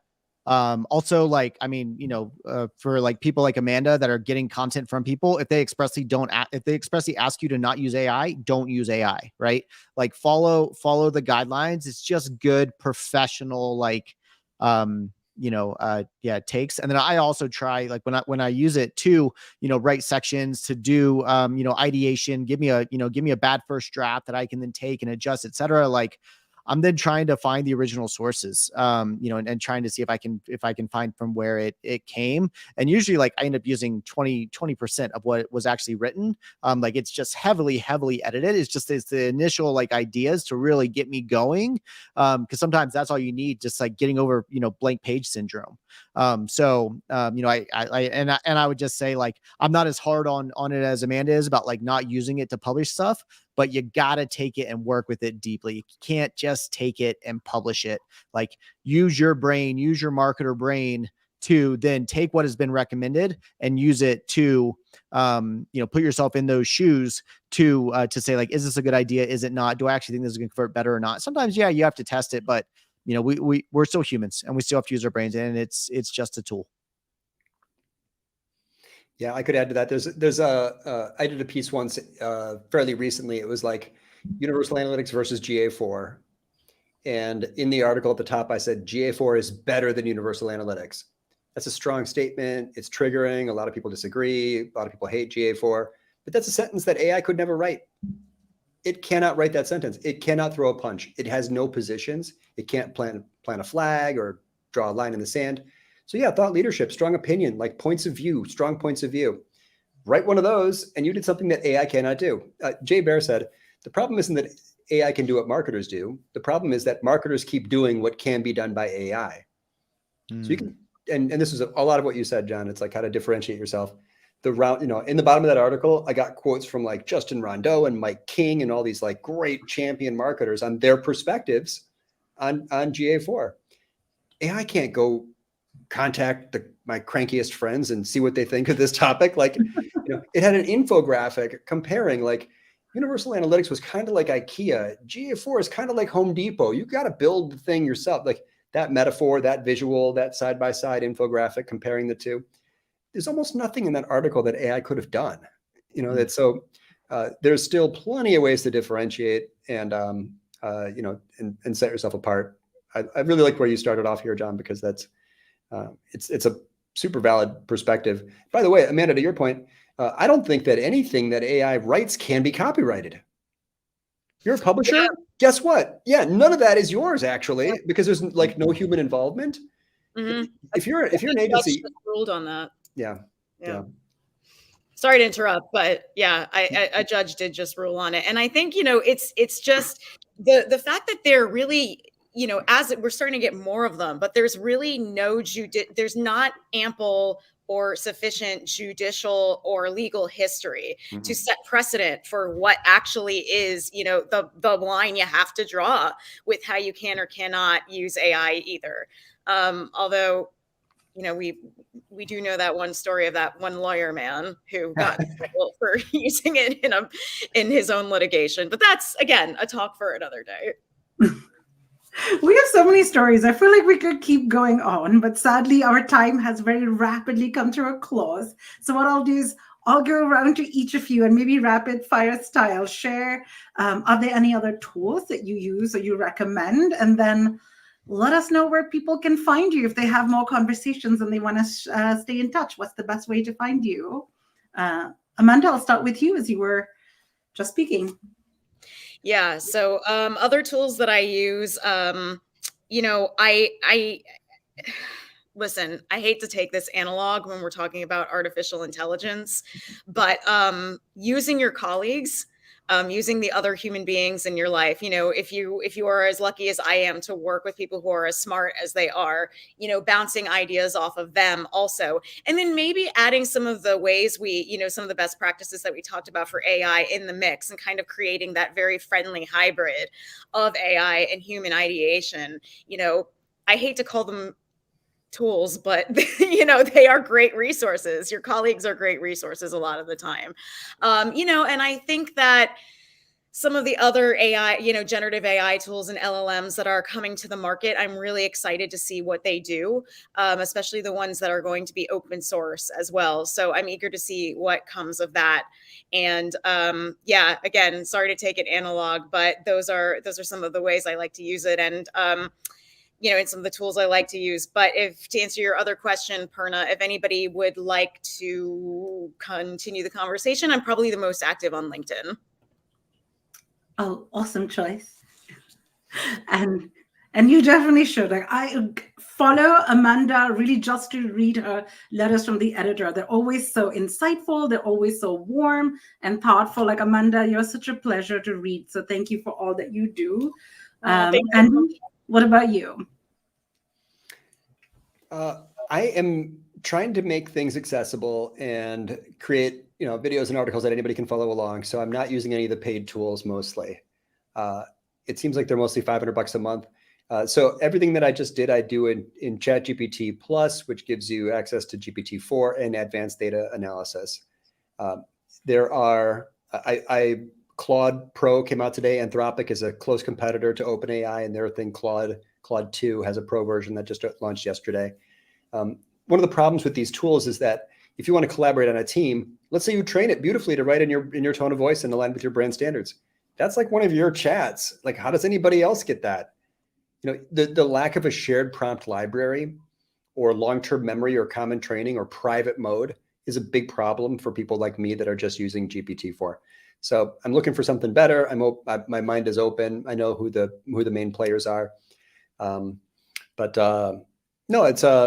Hopefully that was all helpful. And I just want to make it so that anybody can use those. The best place for me, same as Amanda and you, Perna, of course, LinkedIn. Find me on LinkedIn. There's a blue follow button. You can skip that. Go to more and click on connect and just say, hey, saw you at DudaCon. Connect with me there. And I'm happy to answer any questions or share any other use cases. I have other content and videos that might be helpful. But hope to make some new friends, and you can find me on LinkedIn. Thank you, Andy. John, close us out? Awesome. Yeah. So, I mean, there's a lot of tools out there, but I always like to say the best tool is the one you know and the one you use. So, we see a lot of people using Surfer, Phrase, Phrase, Copy.ai is another popular one. Some friends just launched one called Quillbee, which is great, which I've been using, which is a bit more like opinionated, you can train it on your tone of voice and that sort of thing, which is great. So, but yeah, I use ChatGPT regularly, AI, PRM, prompt management. Andy, I think they have a shared team feature. They're building one or something like that. So, that's another phenomenal tool as well, which I use quite extensively. So yeah. And then for me, the best place to find me on social, I use the site formerly known as Twitter a lot less. I am on Threads quite a bit more, but I'm still engaging on both, so available on both of those. LinkedIn as well. That's actually the one that I am not Doherty JF. I think I'm John F. Doherty or something like that. So feel free to connect with me there. I'm quite active there as well. And then Instagram, Doherty JF, but that's a lot more like travel and kids and that sort of stuff. I did a lot of photography in a past life, so try to post images that people are going to love there. But yeah, that's me, and over at editorninja.com, that's where I spend my day, helping people produce better content. So would love to speak with anyone out there. Purna, thank you so much for hosting. This has been amazing. Yeah. Thanks to the other panelists. This has been incredible. I've learned so much. Thank you for so generously sharing all of your knowledge and wisdom. And thank you all for staying with us, even though we went over time. So grateful. With that, thank you again, SCJ and SimilarWeb for sponsoring. And make sure you register for the rest of DudaCon to get all the slides from today. But otherwise, bye-bye. And thank you all so much. Thanks, everyone. Thank you.